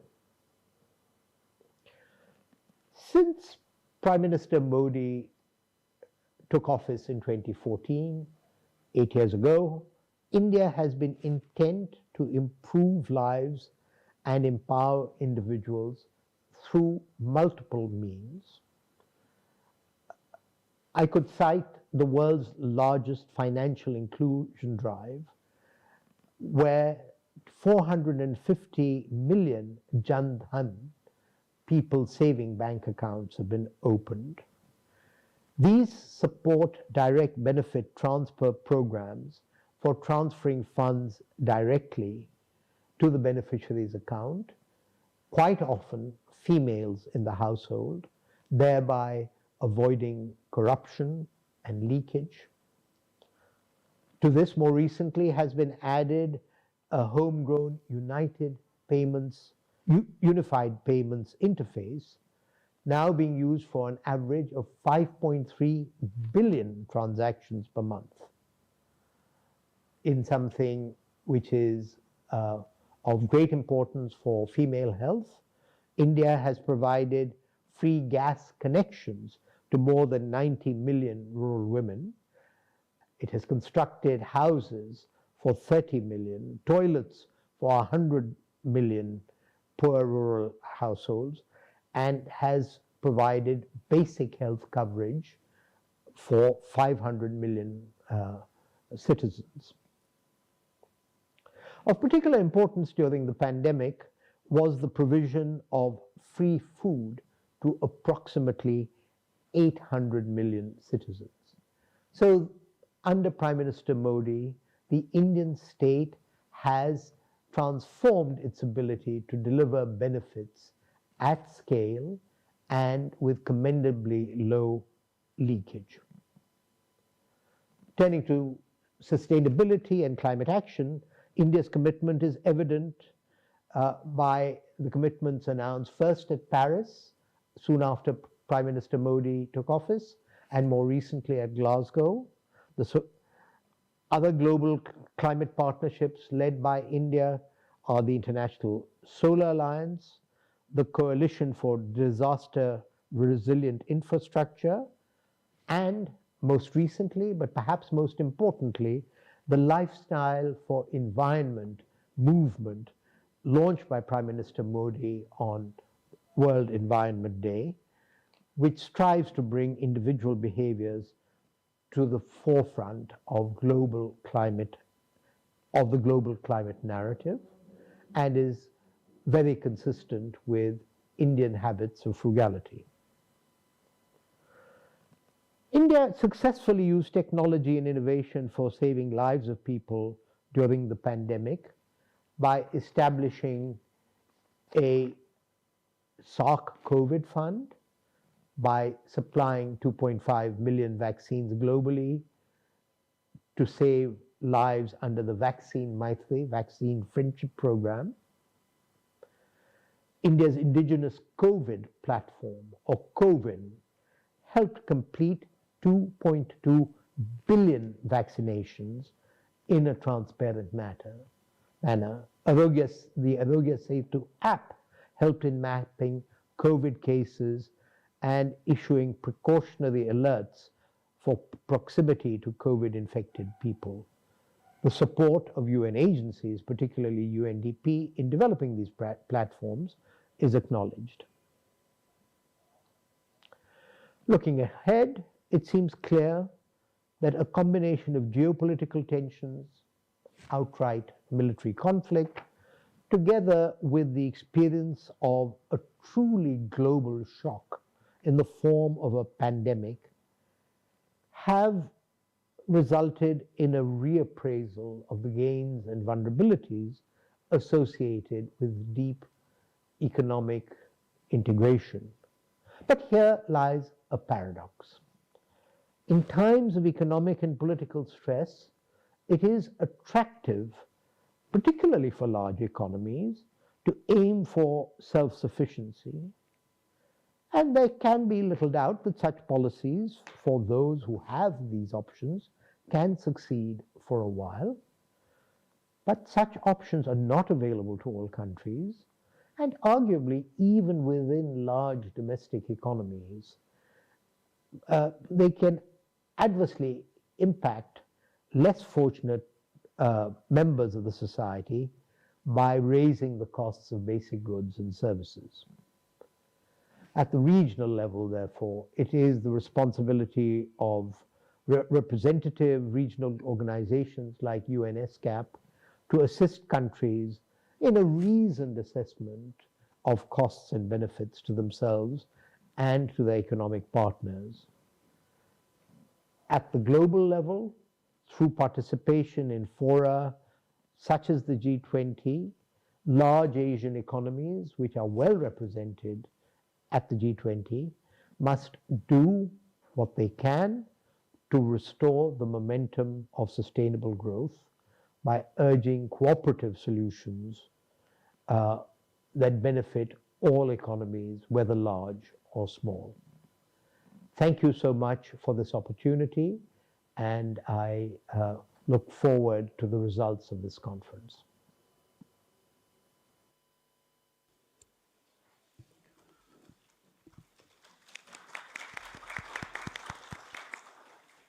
Thank you, Your Excellency. This concludes the ministerial statements under this agenda item.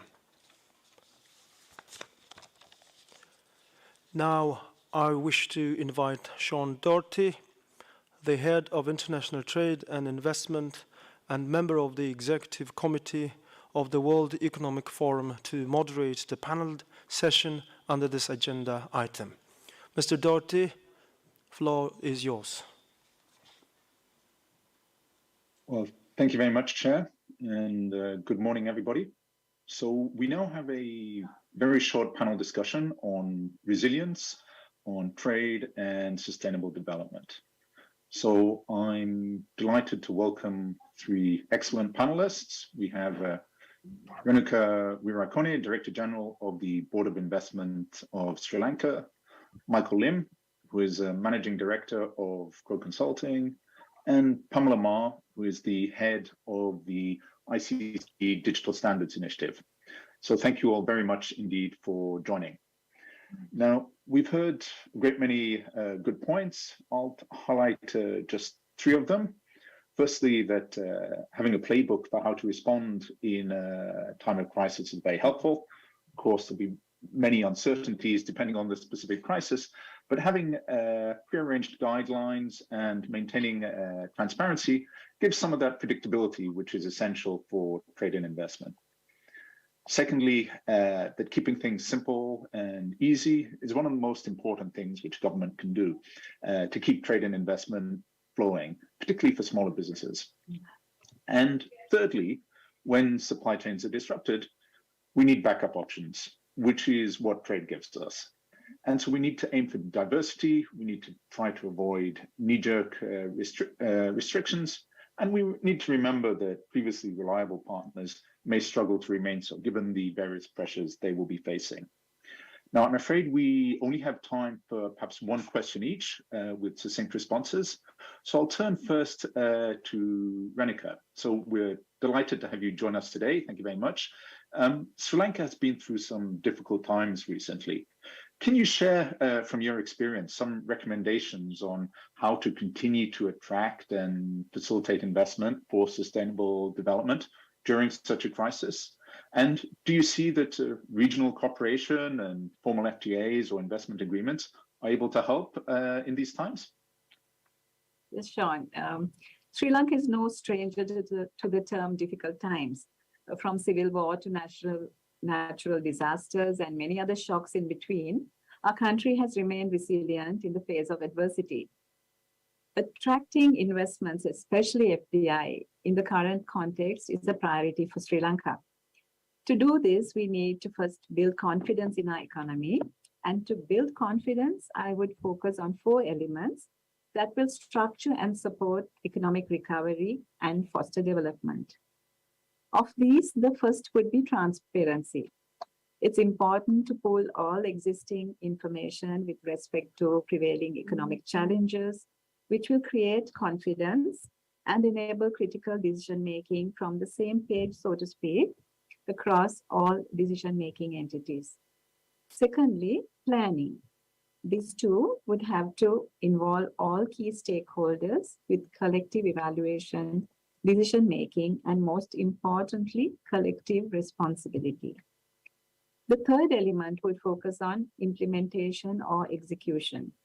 A specific action plan with measurable outcomes and contingency or course correction options needs to be rolled out with frequent progress updates to share the information to the business and investor communities, as well as the general public. This will help rebuild much needed confidence in the economy. Last and not least, evaluation. This is the most critical element to any recovery plan as we are navigating uncharted territory.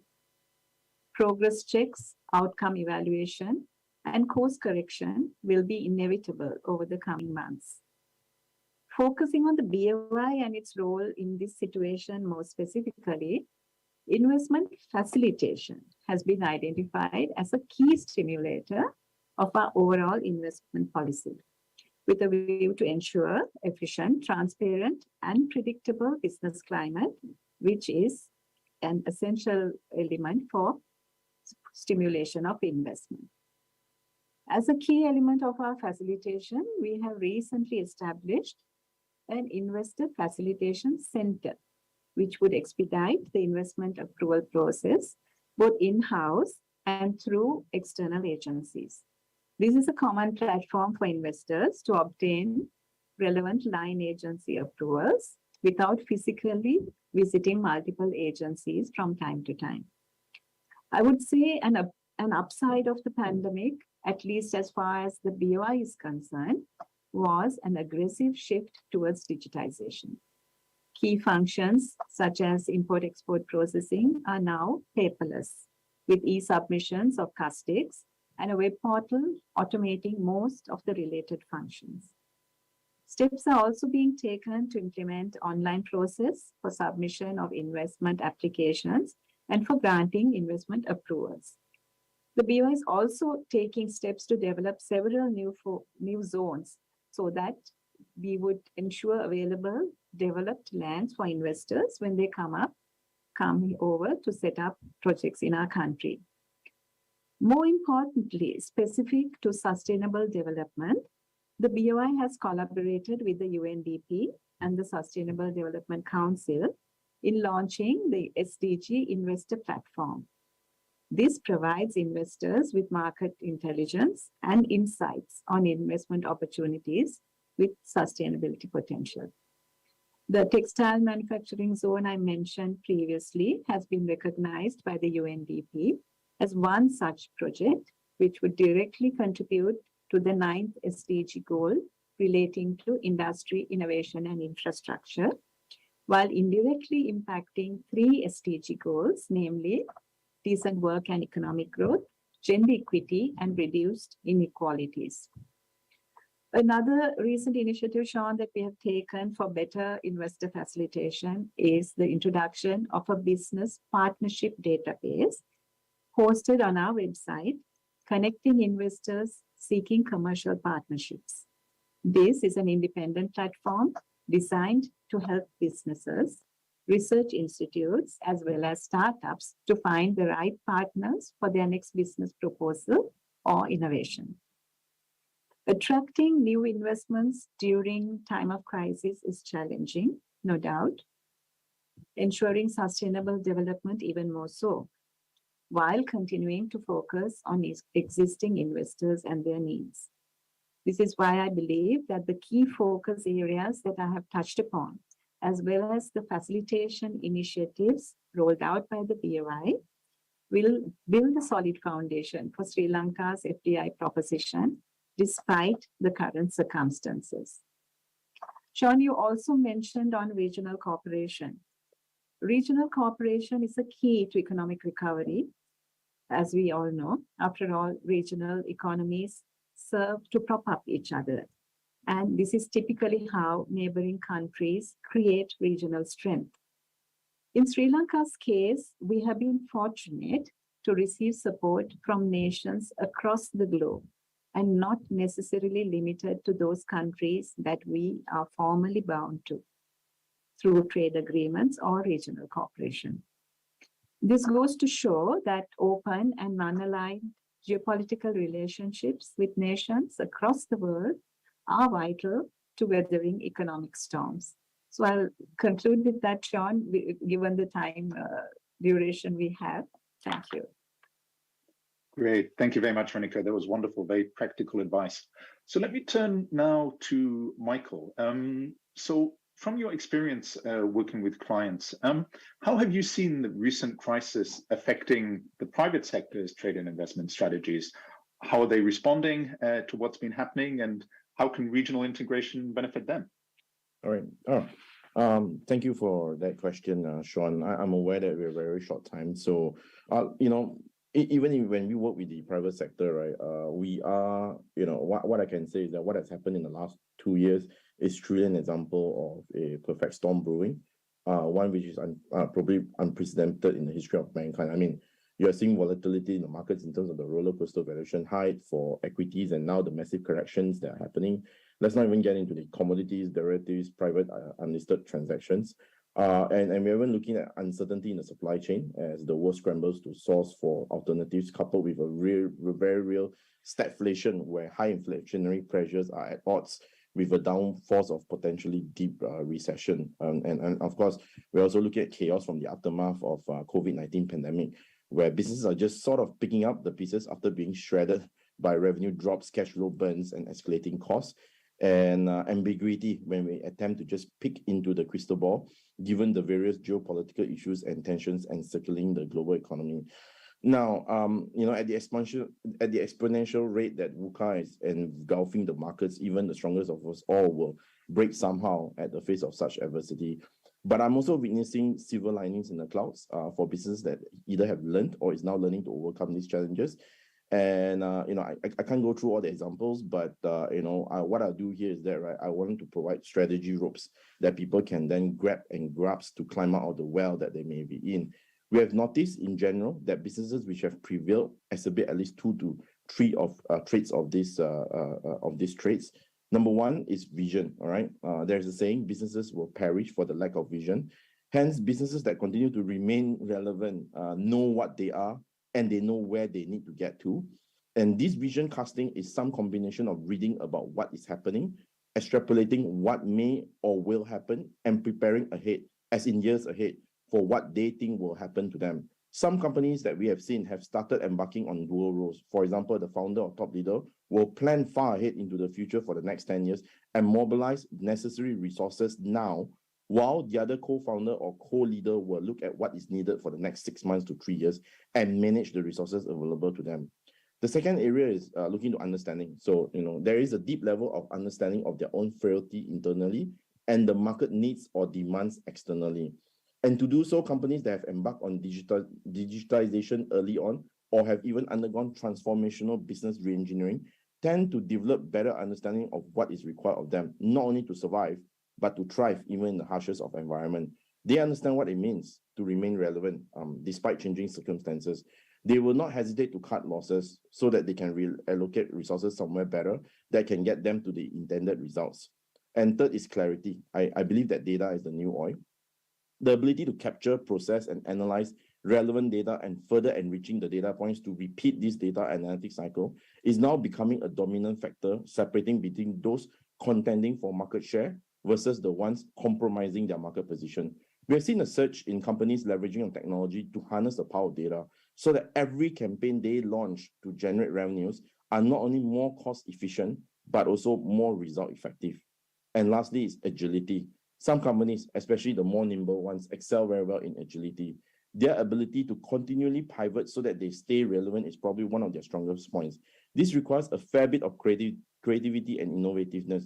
Being agile also means that they will adopt and adapt what it takes to survive. And once they have a stronger footing, take a leap towards what it takes to thrive. But larger size clients may not be so agile, but that doesn't stop them from building new divisions or entities which sometimes completely different set of talents and skill sets that will replicate the same level of agility as the more nimble counterparts. Hence, I've always believed, right, that small is not strong, big is not strong. If you're strong, then you're strong, right? So so coming to this part about how this has affected the private sector's trade and investment strategies, right? I would like to expand on 3 R's. The first is on recovery curves. We need to understand what kind of recovery curves that we are looking at. At one point, we think that the recovery curves for business are going to be either a permutation of love, right? Is it the L, the U, or V, or even the W curve when it comes to post-COVID-19 recovery curves? Unfortunately, on our side, we are increasingly witnessing a K curve trend in the short to mid-term exposure. So what does a K curve trend mean? In essence, we are seeing clear winners versus losers during this time. Businesses who are expanding as they triumph the COVID times, and businesses who have shuttered or barely making it through. The middle ground is somewhat becoming a bigger gap. Now, the good news here is, I believe over time, that the K curve will flatten and the peaks of both points will eventually meet somewhere, all right, in the horizon. Thereafter, the usual curves will make their return. But till that happens, right, market is consolidating itself at this moment. Trade and investment strategies are being shaped based on the current K trend. Businesses are more careful who they trade with, or they run the risk of exposing themselves to unnecessary credit or default risk. Trading terms are becoming less flexible so that there is better certainty in projecting business cash flows or margins. At the same time, investments are gravitating strongly towards chasing after good money, example, good project or business. But the uneven demand for and supply in good projects or businesses are causing deployable investment funds to be retracted towards safe havens instead of being mobilized into the markets. But at the same time, I would like to then address the second R, from recovery curves to resourcefulness, right? We have also seen how the way successful companies look at resourcefulness today that are also shifting. Gone are the days that resources have to be in some form of cash, credit, commodities, and all crafted products. Today, we are seeing the emergence of ecosystem-based resourcefulness. Examples of that include distribution channels, data, deal flows, daily user transactions or activities. When it comes to trading, firms that understand how to exchange or interchange traditional forms of resources for new archetype of resources will prevail. This is also the same for investment philosophies. If you look at how Grab I mean, a company that, kind of birthed out of Malaysia, right, acquired a major grocery outlet to complement its business, that itself leads to an ecosystem built even for companies like Grab. Now, on the other hand, I would like to also address the area of resilience, right?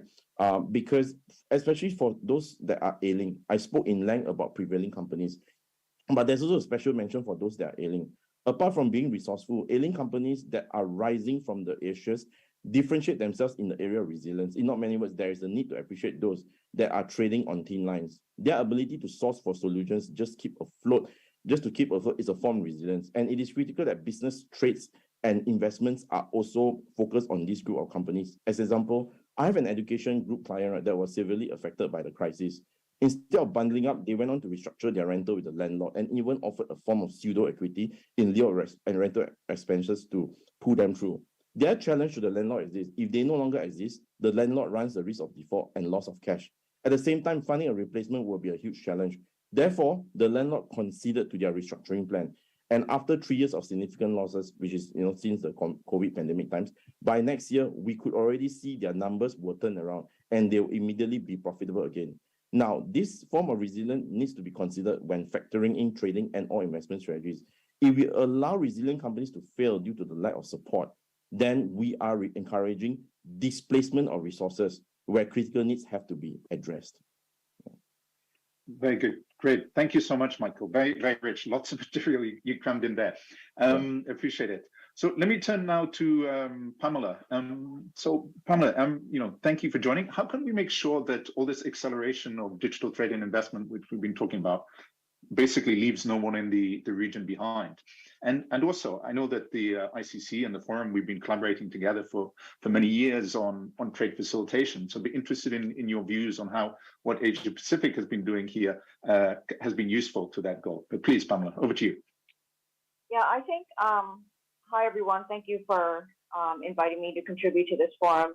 So, I mean, I don't think there's much debate that the future of trade is digital. There's a lot of work to be done in order to get us there.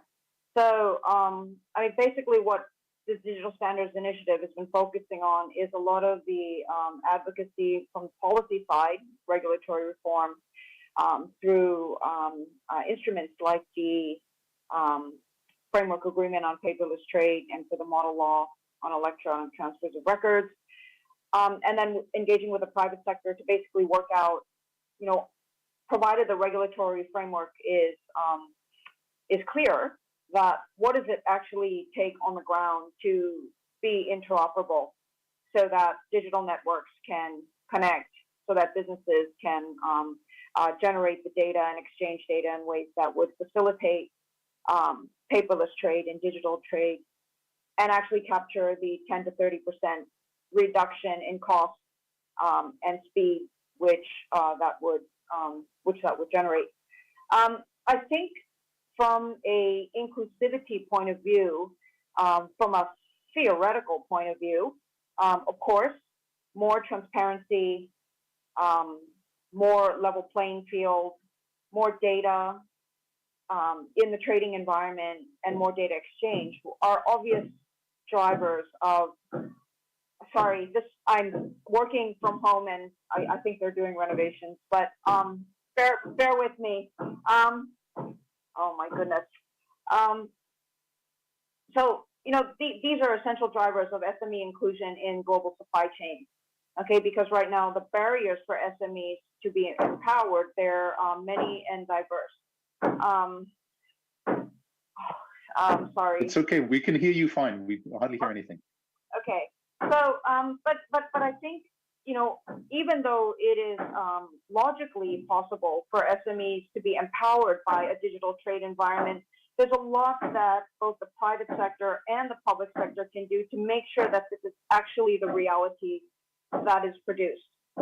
So from my experience working both in global supply chains and in looking at the issue from the systemic point of view, which is my new role in the Digital Standards Initiative, I would like to suggest a focus on 2 or 3 kind of additional implementation challenges. Okay, so it's not only about deciding the regulatory framework, deciding the standards, and then getting big companies to actually begin implementing them. I would like to suggest that SME empowerment, which is the key link between economic change and social inclusion. I mean, because if you empower the SMEs, they generate social stability, they create jobs, they, transform poverty conditions at the ground level. So we should focus on SME empowerment. Number one, by giving, by promoting digital identity, which would actually democratize the lending process from an SME perspective. So if I'm an SME, I have a digital identity, it means that my choices of lenders is actually greatly expanded. And by providing incentives for large financial institutions to actually accept digital identities and even subsidize their their assignment from an SME perspective. The second is to really look at incentives and policy encouragement for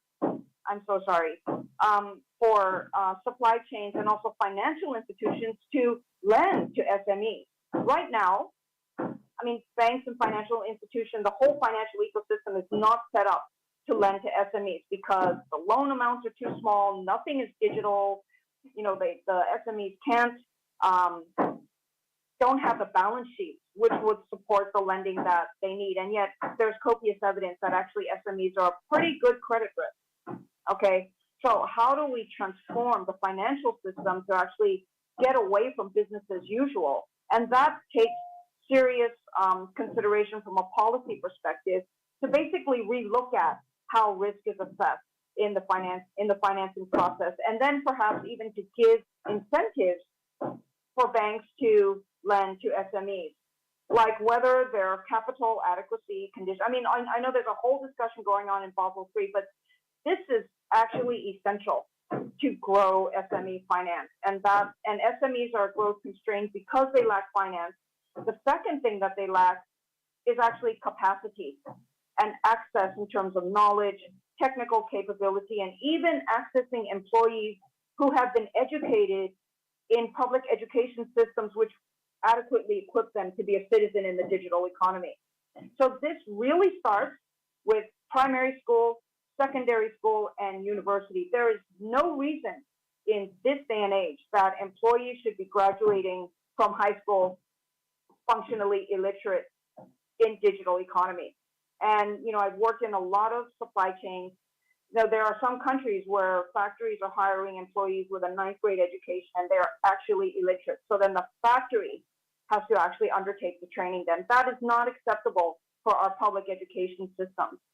So, I know that there's a lot of focus in Asia on attracting the best, universities and international boarding schools and so on. We have to look at conditions at the base level, public education standards. So that's the second. The third is to really focus on transparency and the level playing field. Okay, because yes, global supply chains and multinational corporations will always get the efficiencies economically and in profit and speed and so on from digitalization. They're the ones with the most resources. They're the ones who have people to focus on this. So who is going to look after the SMEs to make sure that they actually capture their share of the benefit? It has to be the public sector, right? The public sector is supposed to be the protector and guarantor of the public interest. And SMEs, they are the main vehicle. So I would say from a public perspective, focus on making sure the benefits of digitalization accrue equally across the economy. And I think the main reason that there's so much animosity against globalization is because it's very clear the benefits haven't been equally shared. Now we have a global process of digitalization, and so let's not make the same mistake twice. There's a lot of policy levers and a lot that the private sector can do, and we need to step out of business as usual and make sure that we actually use all of those. So I'm going to go on mute now. So sorry for the renovation. Amazing. Thank you, Pamela, and we're wishing you lots of success in the new role. So I'm afraid we're running late. So I'd like to really warmly thank all of our panelists for being so succinct and insightful. And I'm going to hand the floor immediately back to our chair. Thank you all. Thank you. Thank you, Mr. Doherty, and the three panelists. Excellencies and distinguished delegates, we shall now continue our proceedings to country statements for agenda item 2A. I would like to encourage all speakers to adhere to the time limit of 3 minutes to ensure that we can hear all those participating. I would also like to remind the delegations that in case of a longer statement, you may only deliver the summary version and provide the Secretariat with full statement for sharing through the Commission website. Delegations in the room may request to speak by raising their country nameplate and will be called upon to speak from their seat, while delegations online would need to click the raise hand function in Zoom. However, given that we have passed our allotted time, we would be able to accommodate only a couple of statements this morning and the rest will be in the afternoon. I thank all delegations for their understanding. Now I would like to give floor to our first speaker, China. China, you have the floor. 谢谢主席先生。主席先生、姊妹女士、各位代表、女士们、先生们，近年来，尽管面对新冠肺炎疫情、气候变化等多重挑战，亚太地区作为世界经济增长的主引擎，经济活力和韧性持续显现，率先呈现复苏势头，区域一体化继续推进。根据亚太经社会的报告，2021年亚太地区商品贸易强劲反弹，商品出口额与进口额预计同比增长23.1%和22.8%。亚太跨境无纸贸易便利化框架协定、区域全面经济伙伴关系协定相继生效，亚太贸易协定成功扩员，为区域一体化进程注入了新动力。与此同时，冷战思维和集团政治回潮，单边主义肆虐横行，保护主义高筑壁垒，科技封锁筑堤挖壑，全球供应链受阻紊乱，和平赤字、发展赤字、信任赤字、治理赤字有增无减。2030年可持续发展议程落实进展明显不及预期，亚太区域合作面临前所未有的挑战。当前形势下，齐心协力促和平，团结合作谋发展，携手推进一体化是亚太国家的共同愿望，也是共抗时艰的有效途径。第一，要坚持多边主义，亚太各国应坚定地维护以联合国为核心的国际体系和以国际法为基础的国际秩序，摒弃零和博弈和集团政治，坚决反对冷战思维和霸权行径，应共同坚持真正的多边主义，完善全球治理，携手推动国际秩序朝着更加公正合理的方向发展。热衷于搞小圈子，只会把世界推向分裂和对抗。第二，要坚持发展优先，发展是解决一切问题的总钥匙，应坚持以人民为中心，让发展成果更多、更公平地惠及所有群体，特别是弱势群体，实现更高质量、更高效率、更加公平、更可持续、更为安全的发展。中国发起全球发展倡议，旨在推动构建全球发展伙伴关系，加快落实2030年可持续发展议程。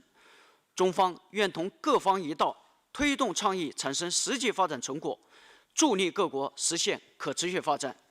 第三，要坚持开放包容，开放是区域一体化的生命线。亚太国家应践行开放的多区域主义，坚持以世贸组织为核心的多边贸易体制，促进贸易投资自由化、便利化，确保区域市场自由开放，促进经济融合发展，共同推动经济全球化朝着更加开放、包容、普惠、平衡、共赢的方向发展。女士们、先生们，近年来，面对复杂严峻的国内外发展形势，中国坚持稳中求进的总基调，坚持统筹疫情防控、经济社会发展，既最大程度地保护了人民的生命安全和身体健康，也最大程度地稳住了经济社会的发展基本盘。中国经济韧性强、潜力足、回旋的余地广，长期向好的基本面不会改变，将为世界经济企稳复苏提供强大动能，为各国提供更广阔的市场机会。中国始终是亚太区域合作的坚定支持者和积极推动者，将自身的发展和亚太区域的发展紧密结合，以自身对外开放带动区域的整体开放。2021年，中国经济同比增长8.1%，货物贸易进口总值达6.05万亿美元，同比增长21.4%，为世界经济复苏作出重要贡献。中国每年举办国际进口博览会、国际服务贸易交易会，为世界各国提供贸易合作平台，坚持以高水平的开放促进高质量发展，与各国共享中国的发展机遇。中国也将坚定不移地推进改革开放，打造高水平制度型对外开放格局。中国将坚定推进高质量共建“一带一路”和全球发展倡议，促进区域互联互通和可持续发展。中国积极参与全球经济治理，已经申请加入全面和进步跨太平洋伙伴关系协定和数字经济伙伴关系协定，积极对接国际高水平的规则和标准，推动构建开放型亚太经济，推进区域一体化进程。女士们、先生们，下个月，中国共产党第20次全国代表大会将隆重举行。大会将全面总结中国改革开放取得的重大成就和宝贵经验，全面把握新时代新征程中国事业发展的新要求、人民群众的新期待，制定行动纲领和大政方针。我们将坚持以中国式现代化实现中华民族的伟大复兴，继续积极推动构建人类命运共同体，以中国的新发展给世界带来新机遇，为世界和平与发展和人类文明进步贡献智慧和力量。谢谢。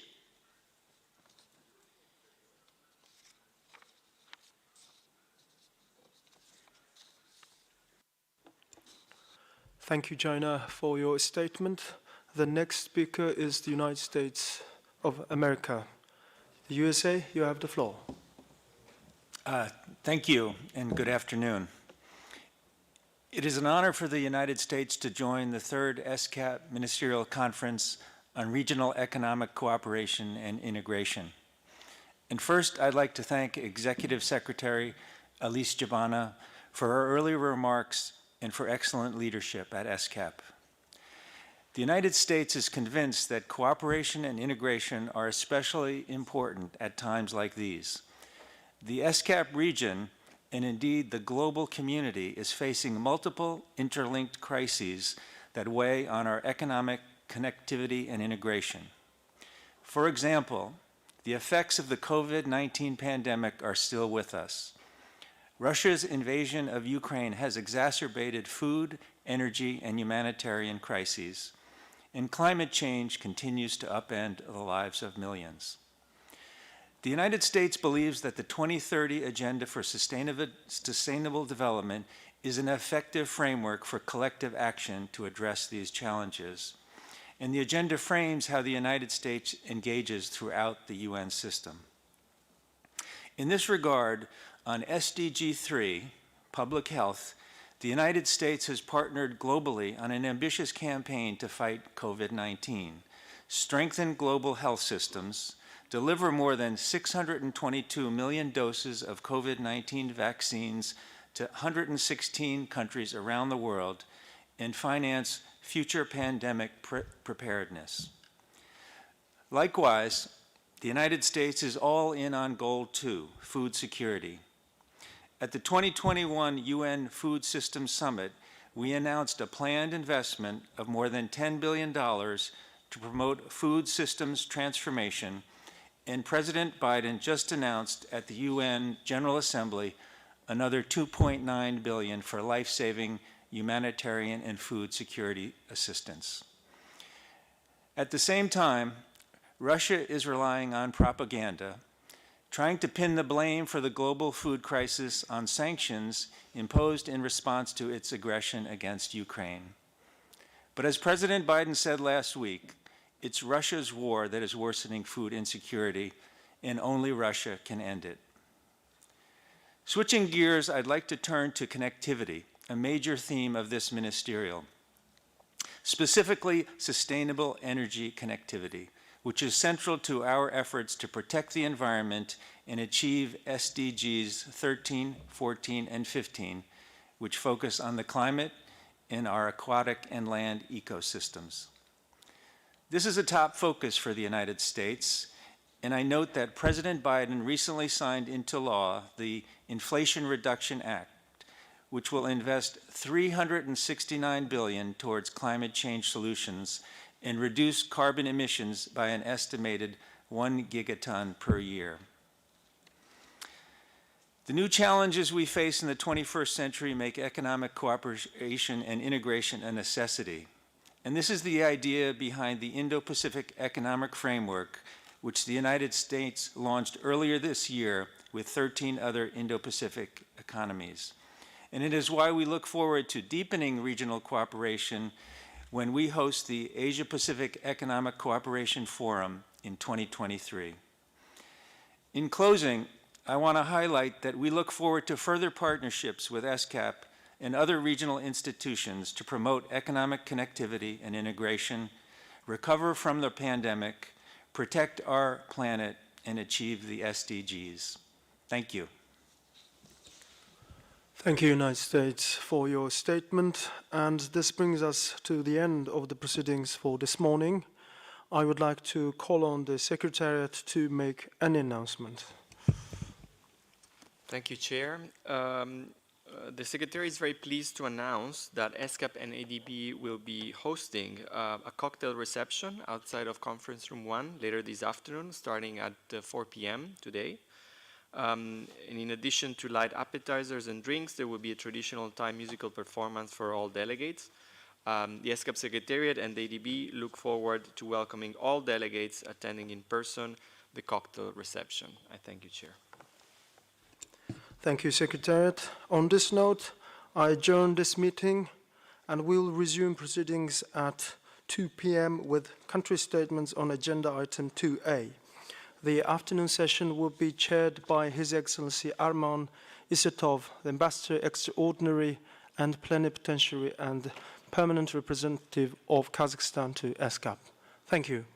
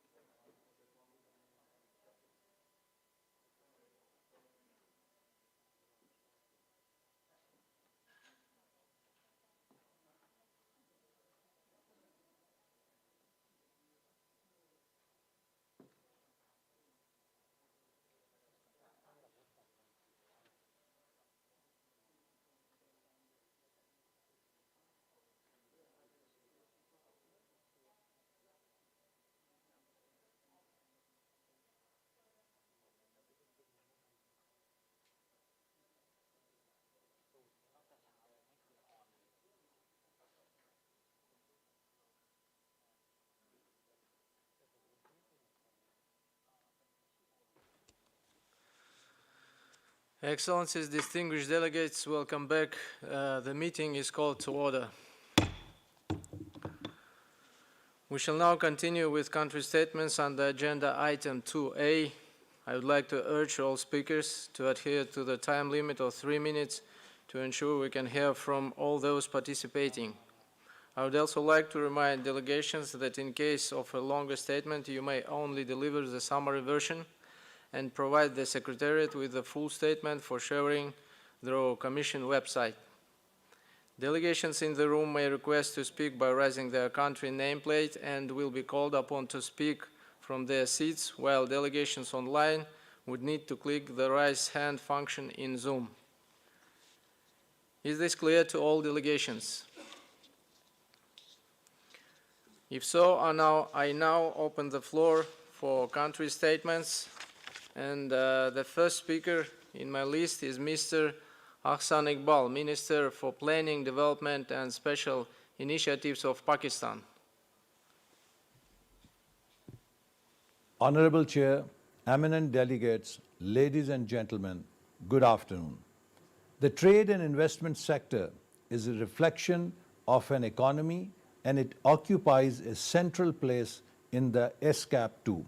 As a core priority area, this sector has the potential to play a crucial role in improving the economies of the countries through expansion in the intra-regional trade, as well as creating greater trade flows to other regions and the rest of the world.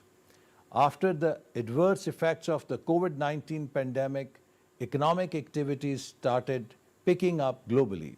Pakistan's GDP recovered and posted a growth of above 5% in the fiscal year 2022. However, Pakistan is facing challenges of super cycle and climate change due to high carbon emissions by the developed nations.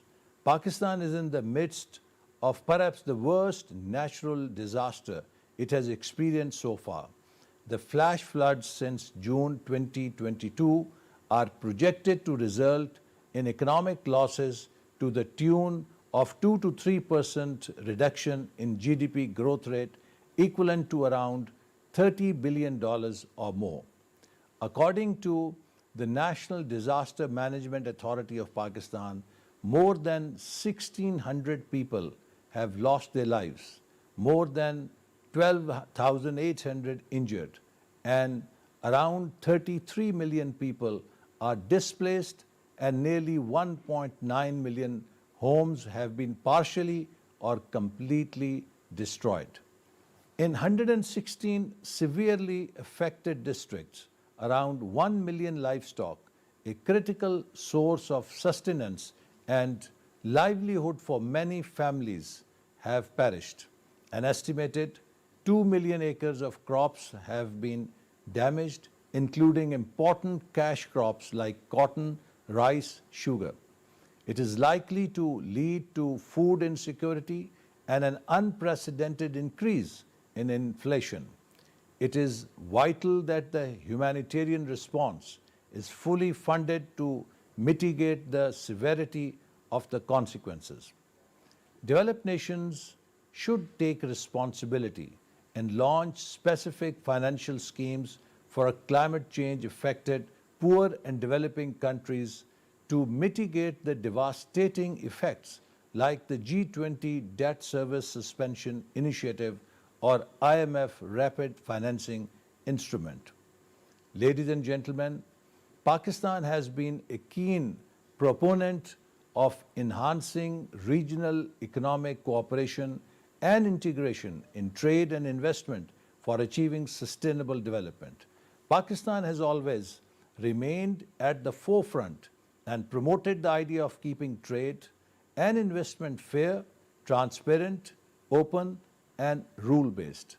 The cooperation in trade and investment leads to the opening up of new opportunities, promotion of political and cultural relations, and economic development not only under normal circumstances, but also in times of crisis such as pandemics, wars, and non-traditional threats such as climate change. Countries around the globe had taken extraordinary measures to address the challenges associated with natural calamities. Dear colleagues, Pakistan is cognizant of the changing global trade arena, where countries have been negotiating bilateral and plurilateral trade agreements, which are building blocks of the multilateral system. Pakistan is a founding member of WTO. Pakistan's bilateral free trade agreements with Sri Lanka, Malaysia, and China, as a member of South Asian Free Trade Area, SAFTA, and preferential trade agreements with Indonesia, Iran, and Mauritius, and the recent signing of Pakistan-Turkey PTA speaks of its endeavors to promote development initiatives through trade and investment integration. Pakistan also attaches due importance to creating a positive economic and social impact through promoting regional connectivity. Pakistan is part of quadrilateral traffic in transit agreement and has also signed transit trade agreement with Uzbekistan. Pakistan is also negotiating bilateral trade agreements with the other Central Asian states. Excellencies, ladies and gentlemen, the government of Pakistan has placed digitization as one of the top priorities. It is through the adoption and usage of digital technologies which can make trade more inclusive and foster regional integration through cross-border digital trade, particularly by supporting micro, small, and medium enterprises, especially women entrepreneurs. Pakistan's first ever e-commerce policy is a step towards fulfilling this vision and commitment to effectively promote and encourage business through digital platforms. The situation arising out of COVID-19 has also made the digital trade a more relevant and emerging area. Dear delegates, it is an established fact that the countries can strengthen resilience through different policy measures in trade and investment to achieve sustainable development, particularly in times of crisis. Pakistan's Strategic Trade Policy Framework 2020 to 2025 has been launched with the aim to increase and enhance trade and economic development through a framework of different interventions. The changing global arena calls for cooperation at regional and global levels, particularly in trade and investment, which can play an important role to achieve sustainable development. Ladies and gentlemen, I believe that trade and investment are critical tools in combating the pandemic, and strong growth underscores how important trade will be in underplanned global economic recovery. I hope that the proceedings of the day will help us a lot to understand the role of ESCAP, its dynamics, as well as the challenges faced by it, along with the accomplishments of this organization. I thank you all. I thank Mr. Iqbal, and now I give the floor to the distinguished representative of Philippines, Ms. Rosemary Edilon, and the Secretary for Policy and Planning, National Economic and Development Authority, NEDA.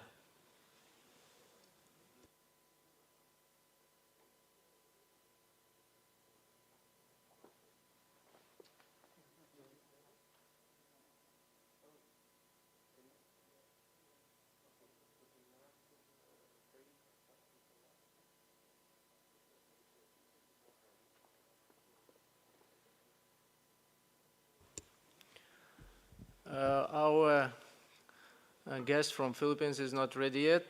In that case, I am giving the floor to Mr. Vladimir Ilyachov, Deputy Minister of Economic Development of the Russian Federation.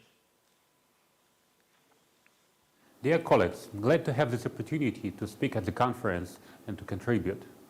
The slowdown in the global economy caused by both structural and cyclical factors creates pressure on multilateral institutions, which are designed to increase the manageability of the global economic system. Against this background, the attractiveness of more flexible mechanisms with fewer states, such as plurilateral initiatives, regional agreements, and groupings, is growing. The trend guides regional economic integration processes in the Asia-Pacific region. To this end, we continue expanding the network of free trade agreements between the Eurasian Economic Union and ESCAP partners. We already work with China, Vietnam, Iran, and Singapore. Lately, we also decided to start negotiations with Indonesia.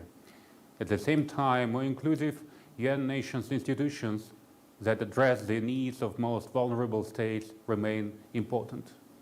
The rapid growth in the number of ESCAP member countries that have joined the Framework Agreement on Facilitation of Cross-Border Paperless Trade in Asia and the Pacific, and the other emerging ESCAP initiatives shows the relevance of ESCAP as an inclusive platform for governments and businesses in the region.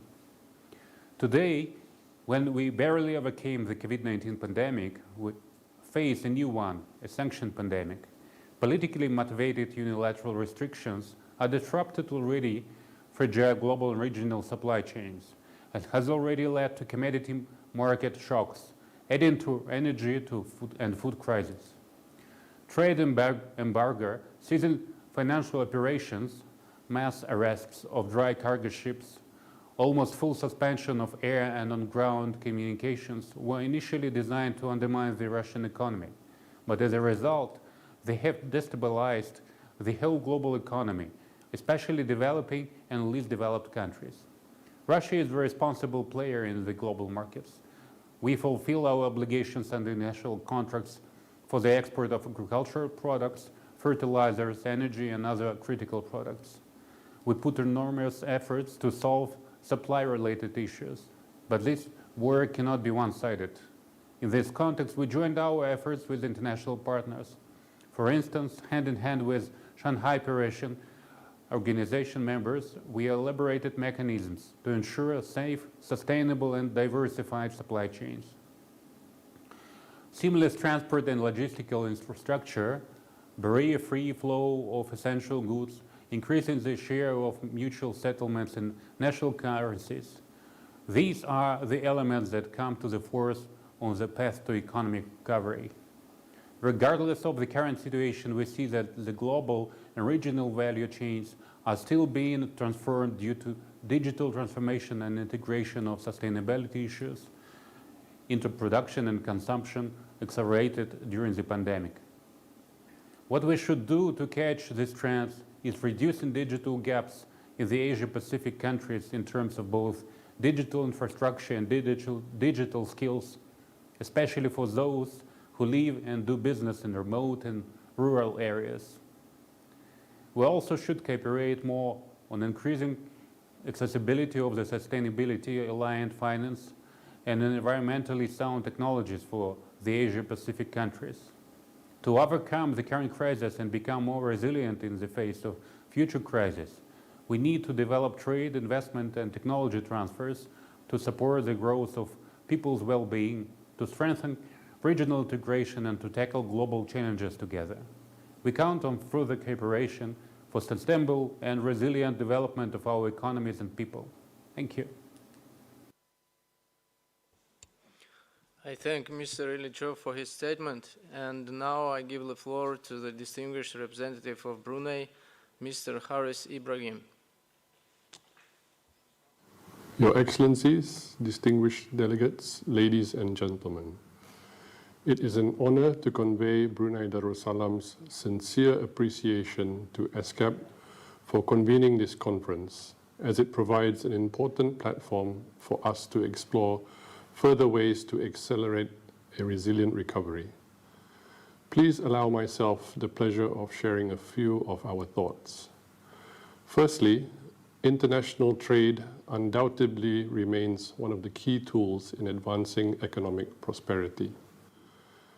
As we have collectively learned from the unfortunate disruptions brought about COVID-19, we need to remain committed and focused on ensuring an unimpeded flow of trade, particularly the flow of essential items.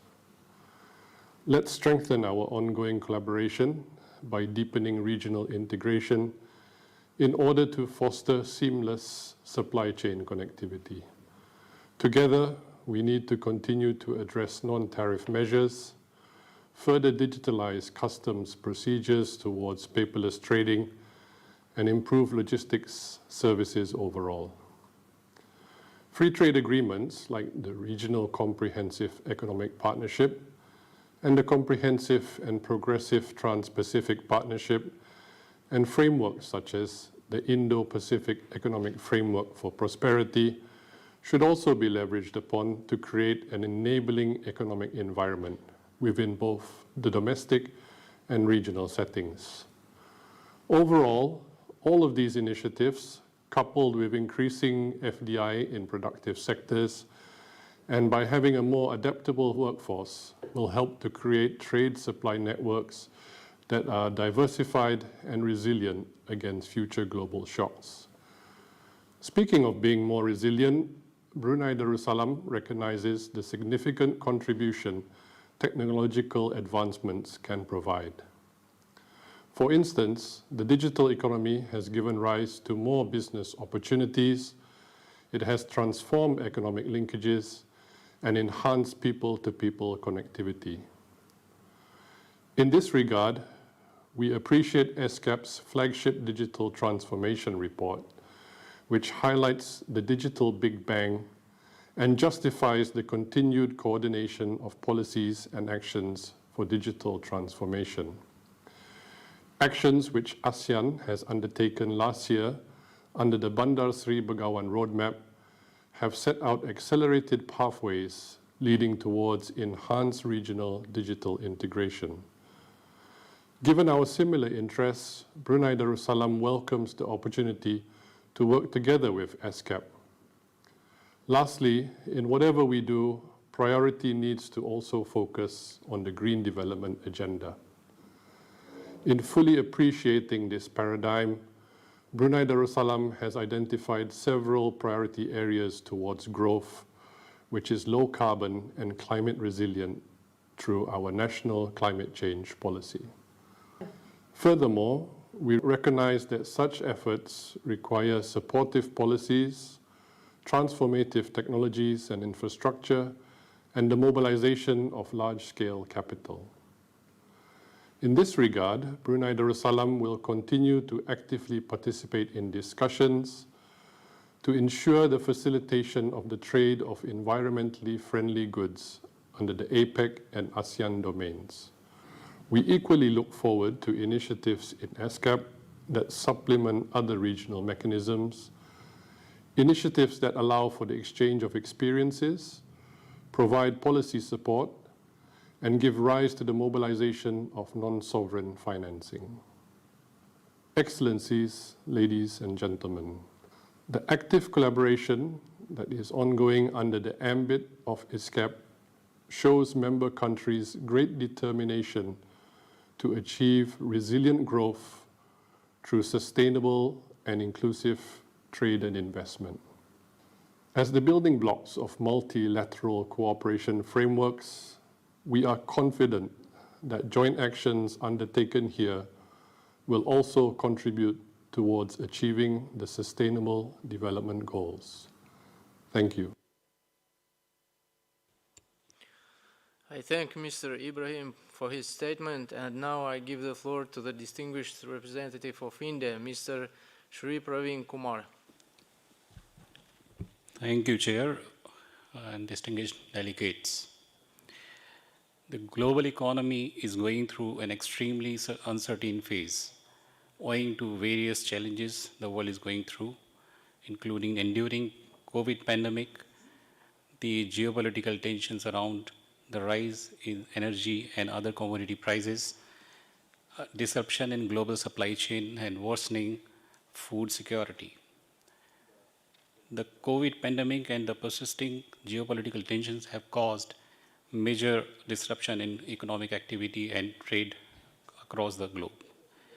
These crises have further accentuated the inherent weaknesses and inequalities in the global economic and trading system, and have highlighted the need for restructuring and diversifying global value chains.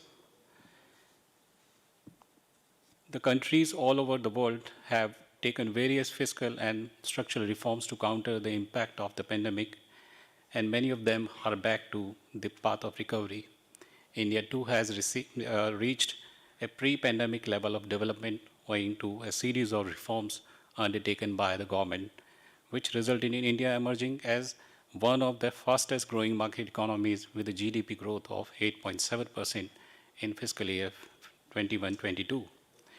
As a result of our special emphasis on economic reforms, which include fiscal consolidation, minimizing regulatory compliances, promoting ease of doing business, accelerating infrastructure development, undertaking goods and services tax reforms, and direct tax reforms, the export in goods and services in the last fiscal year has grown at the rate of 36% and reached about US dollar 676 billion. During the same period, India has also emerged as the third largest startup ecosystem in the world, with more than 70,000 recognized startups covering all sectors ranging from IT services, healthcare, and life sciences to education, agriculture, and professional and commercial services. India has implemented several measures to facilitate trade since the onset of COVID pandemic. We shifted to a common digital platform for issuance of electronic preferential certificate of origin at the start of pandemic in April 2020, and are working on facilitating further exchange of information in digital platform across partner countries in the next phase of its development. India has ratified the World Trade Organization's Trade Facilitation Agreement in 2016 and has completed compliance in its commitment on implementation of various provisions of TFA.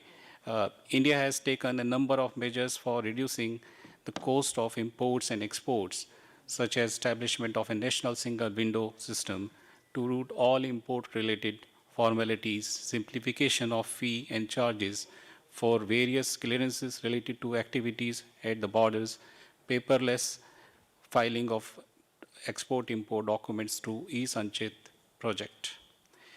The trade facilitation measures have resulted in India scoring 92.32% in ESCAP's 21 global survey on digital and sustainable trade facilitation. This is a remarkable jump from 78.49% in 2019. India has achieved a 100% score in the Transparency Index and 96.3% in Paperless Trade Index of the UNESCAP's report.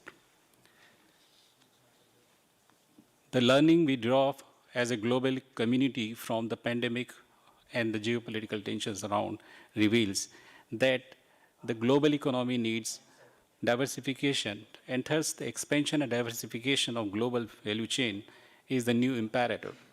Our belief in self-reliant India is inspired by the same spirit. The self-reliant India movement is based on the vision of translating pandemic-related policy measures into actions to bring about transformative changes and aims at making India a bigger and more important part of the global economy by pursuing policies that are efficient, competitive, resilient, and self-sustaining. The pandemic has made all of us realize that multilateralism and adherence to a rule-based global order in achieving the larger good in an equitable and sustainable manner. India remains committed to the multilateral trading system. Multilateral institutions have an important role to play in building mutual trust, in minimizing the impact of disruptions through cross-border cooperation, and most importantly, in ensuring global recovery with efficacy. Thank you.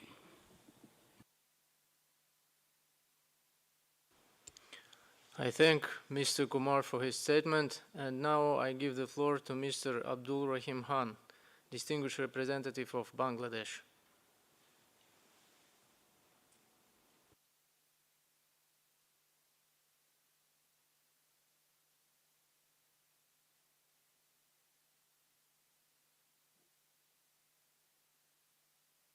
Thank you, Mr. Chair, distinguished delegates, excellencies, ladies and gentlemen. Thank you very much for giving me the floor. Excellencies, all we know, despite the multiple challenges, still our world is going through strange times. And having these multiple impact in the economy and society, Bangladesh remains a resilient nation. Its economy continues to evolve to tap the opportunities arising from global trade patterns. We have all well-diversified economy resting on the back of its solid economic fundamentals. And ESCAP as a platform giving us a kind of hope today that some major decisions may be instrumental in our future trade in terms of more globalization and more integration in this region, Asia Pacific. The steady growth of macroeconomic performance in turn has helped Bangladesh to become eligible to graduate from LDC in 2026. This is at the same time a challenge and an opportunity. Government of Bangladesh is working to devise a transition strategy to cope up with the challenges after LDC graduation. As you all know, the recovery from COVID-19 pandemic is facing little inflationary pressure due to supply shortages and in the face of higher demands as countries are becoming to expand economic activity. However, Bangladesh made a strong economic recovery from the pandemic. The loss of lives was not that we initially thought. Due to the proper management and able leadership of our Prime Minister, Sheikh Hasina, we could survive compared to many countries very well. Now, let me talk about the regional trade. In recent times, Bangladesh is very keen to expand its trade and investment in other regions like Asia, Europe, and US. A sustained recovery is required for this integration. And on this note, let me also reiterate on the new technology and digital connectivity across the countries. We also need to focus our environmental cooperation, health and food security, and also to link our trade better. Investment and value chain should be in our discussion. When the world is struggling due to after COVID and Russia-Ukraine war, we really need to look forward to have strengthened, deepen trade relations between us. Distinguished participants, while global trade and investment have fallen during the pandemic, the low levels of intra-regional trade, the high barriers to intra-regional investment and poor transportation network connectivity have made it more difficult for the South Asian countries.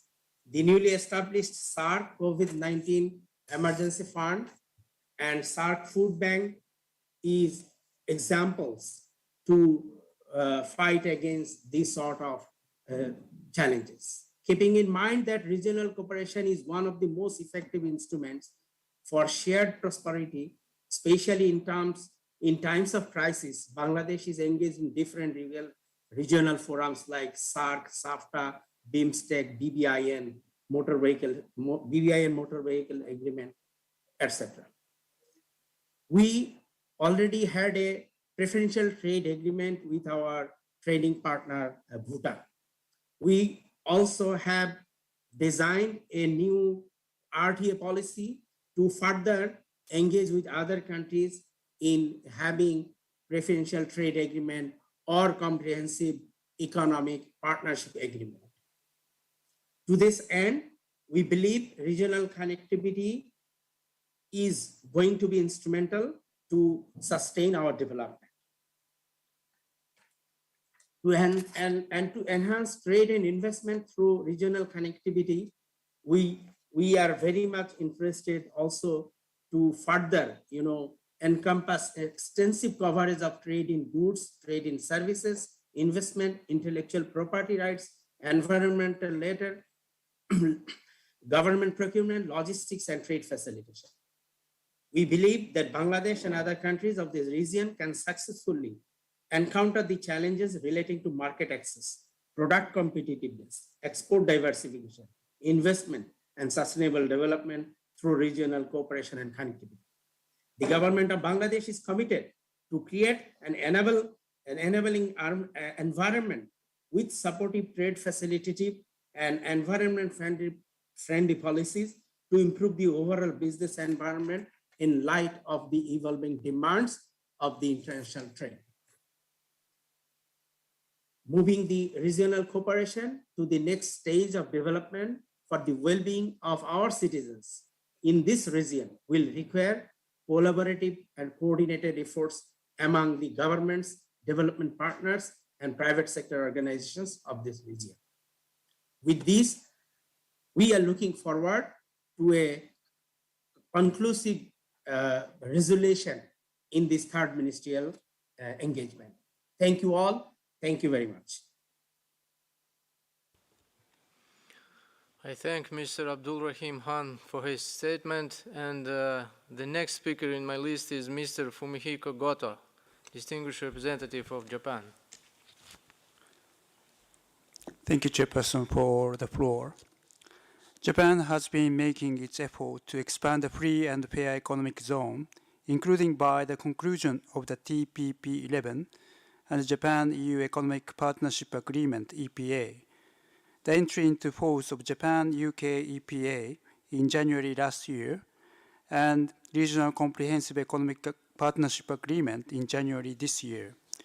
Japan will lead discussion on free trade, inclusive, sustainable growth through international organizations such as OECD, APEC, UN ESCAP, and relevant fora. The digital trade is expected to expand significantly in the future data-driven economy. In January 2020, Japan-US Digital Trade Agreement entered into force. We do hope that this agreement will establish high standards of rules in this area and serve as a foundation for the United States and Japan to play a leading role in global rulemaking for digital trade.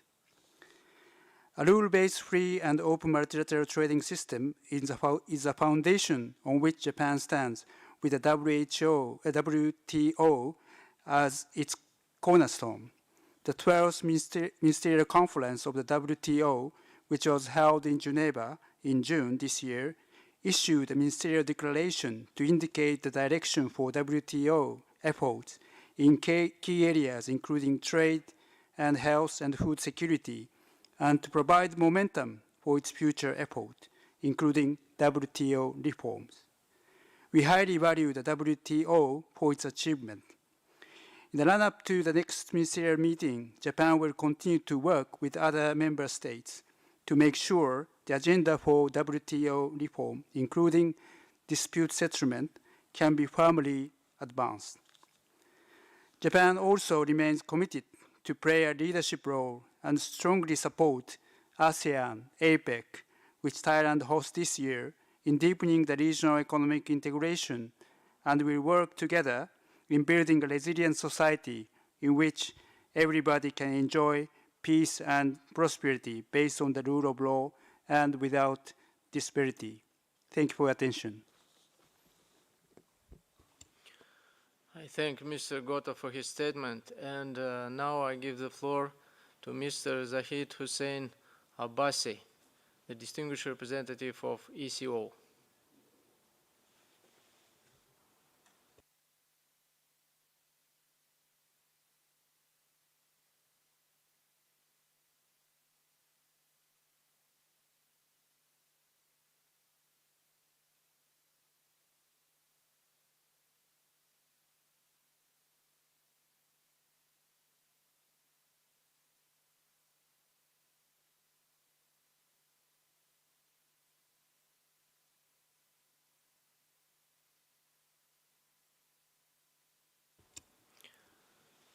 Mr. Abbasi, are you online?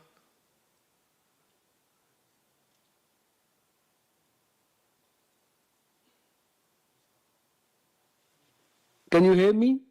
Yes, please. Thank you very much, Excellency the Chair, Excellency Ministers, distinguished participants, good morning. I feel privileged and honored to speak on this August forum of ESCAP and represent my organization, the Economic Cooperation Organization, which is an organization of 10 developing countries in West Asia, representing 500 million of the population.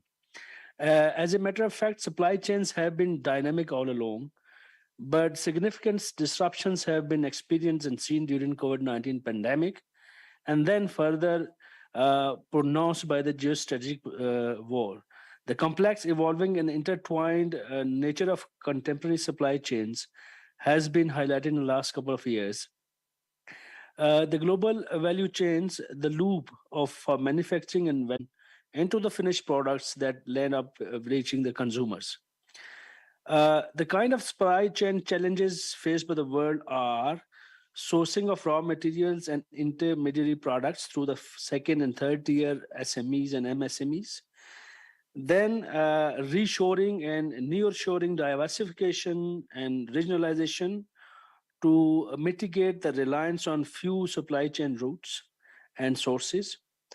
With the war and sanctions, and with the pandemic, the producers and suppliers will need to increase logistics and supply chain transparency beyond tier one suppliers, and this will add to the cost and add to the scarcity of food and essential items. The status of transportation routes connecting regions, it will also be a casualty in this supply chain disruptions.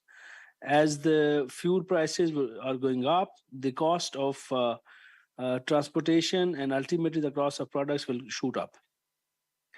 And this will lead to temporary shortages. Another aspect of the challenge is costly cybersecurity and resiliency that will be the top agenda for IT spending priorities. And this will also add to the cost of supply chains.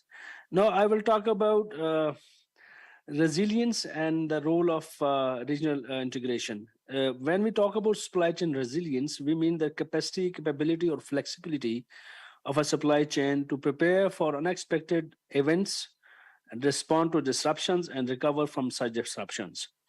The regional market integration through trade and investment leads to competitiveness in manufacturing, and it is determined by factors including natural endowments, lower costs of trade with low tariff barriers, and minimum non-tariff barriers, and the goods are channelized through efficient supply chain logistics.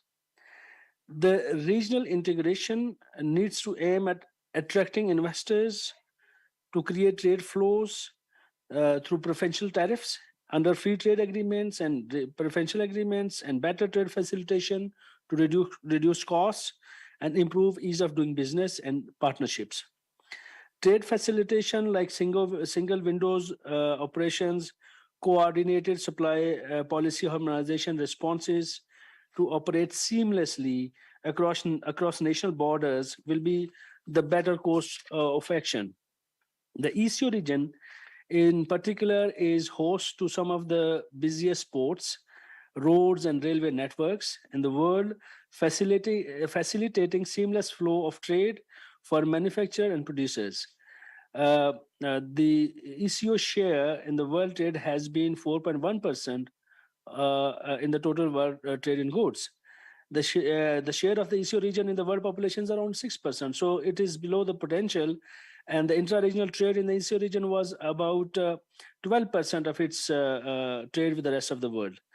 In this regard, ECO has initiated some initiatives for like specialized economic zones and free trade zone networking to wherein the supply chains will be located in the proximity of regional connectivity arteries and contribute to the regional value chains. The ECO is also pursuing paperless cross-border or digital trade through custom cooperation and information sharing. And significant efforts are being made to introduce investor-friendly reforms to drive tax competitiveness, reforms in labor market, and infrastructure development, and overall ease of starting and doing business. The agreement on protection and promotion of investment is a step in this regard. Distinguished participants, the regional organizations like ESCAP can continue to encourage supply chains by providing trade finance support to export credit insurers and allowing banking institutions to finance small and medium enterprises. In the ECO region, Eco Trade Development Bank has some funding in trade financing schemes, but the resource constraint is limiting these operations. In order to meet the exigencies of the supply side constraints, the countries can introduce some new clauses in the regional trade agreements. For example, mechanism for relaxation of border procedures in times of crisis, the risk management to prioritize clearance of imports and exports of low risk and critical supplies during that time, border agency cooperation to expedite the import of critical supplies of essential items, and better national treatment protection to frontline workers in emergency situations. One other suggestion or option can be that the ongoing promotion of inter-sub-regional cooperation can be expanded, like in South Asia, and Southeast Asia may be expanded to include Central and West Asia and South Asia regions and the regional organizations. On the policy side, regional policies for cooperation and integration need to cover emerging areas such as telehealth services, tourism and international safe travel, trade in ICT-enabled services, and the secure private and public e-commerce and e-governance services with more accessible, should be made more accessible and reliable. In this regard, the digitalization is important, and some of the regions like Asia Pacific, and that includes the ECO, the internet coverage is an issue, and many countries have less than par internet coverage. So this area needs to be focused for some development funding and projects to provide internet coverage to all, especially the marginalized entrepreneurs in far-off areas in case of women and minorities. The ECO has set up its trade web portal, it has customs cooperation portal, and it has a data bank for customs cooperation. We have carried out the research to find out the non-tariff measures and non-tariff barriers, and we shared with the member states for their removal. So these are the areas in which we are working, and these are the areas that we think that can make a difference if focused. In the end, I would like to express my gratitude to the chair, the UN ESCAP, and all the delegates for listening patiently, and I wish you all the best in the sessions to come. Thank you very much. I thank Mr. Abbasi for his statement, and now I give the floor to the last speaker in my list of speakers for afternoon session, Mr. Askar Japarkulov, the distinguished representative of EEC. Спасибо большое за предоставленное слово, господин председатель. Да, нам очень приятно быть здесь, и мы выражаем благодарность ESCAP за предоставленную возможность, за приглашение, во-первых, за участие в этих дискуссиях, а также благодарность за руководительное структурное подразделение ESCAP, поскольку ваше мнение, ваше экспертное мнение для нас очень важны, и то, что принимаемые меры, допустим, сегодня странами нам очень полезны для наших тоже дальнейших мер. В целом, полагаю, что данная площадка очень эффективна для именно кооперации, поскольку сегодня я вижу, сколько было много сказано в отношении мер, в отношении именно кооперации. И в этой части мы тоже бы хотели бы это все применять в своей деятельности и имплементировать в наших странах. Что касается развития, много сказано было слов про COVID-19, на самом деле это очень сложный был период для наших стран, для ЕАЭС. для Евразийско-экономического союза, но при этом также с помощью кооперации и взаимодействия мы преодолели эти трудности и вышли с хорошим плюсом по экономическому развитию. К примеру, вот в год пандемии страны ЕС спад составил 2,6%, но при этом на следующий год с помощью тех же мер, с помощью тех же проектов кооперационных, экономический рост ЕС в 2021 году уже составил 4,6%, то есть уже выше, даже около мирового среднего роста. В-третьих, хотелось бы еще раз подтвердить свою приверженность к сотрудничеству, поскольку только вот в текущих сложных экономических условиях только кооперация, взаимодействие поможет нам преодолевать такие сложности, которые сейчас присутствуют в наших экономиках. Спасибо за слово. Спасибо большое. I thank Mr. Japarkulov for his statement. Does any other delegation would like to take the floor?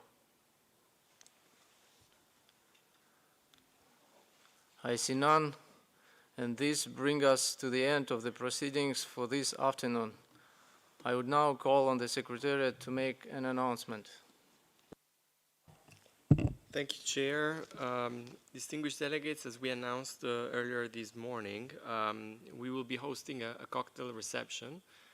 Actually, the timing was scheduled for 4 p.m. at the conclusion of this session, but I think we have been quite efficient with the timekeeping and we have finished earlier. So I'm being advised that the time of the reception would be brought forward to 3:30. So, we encourage all the delegates to remain here. And then at 3:30, we would start with the reception.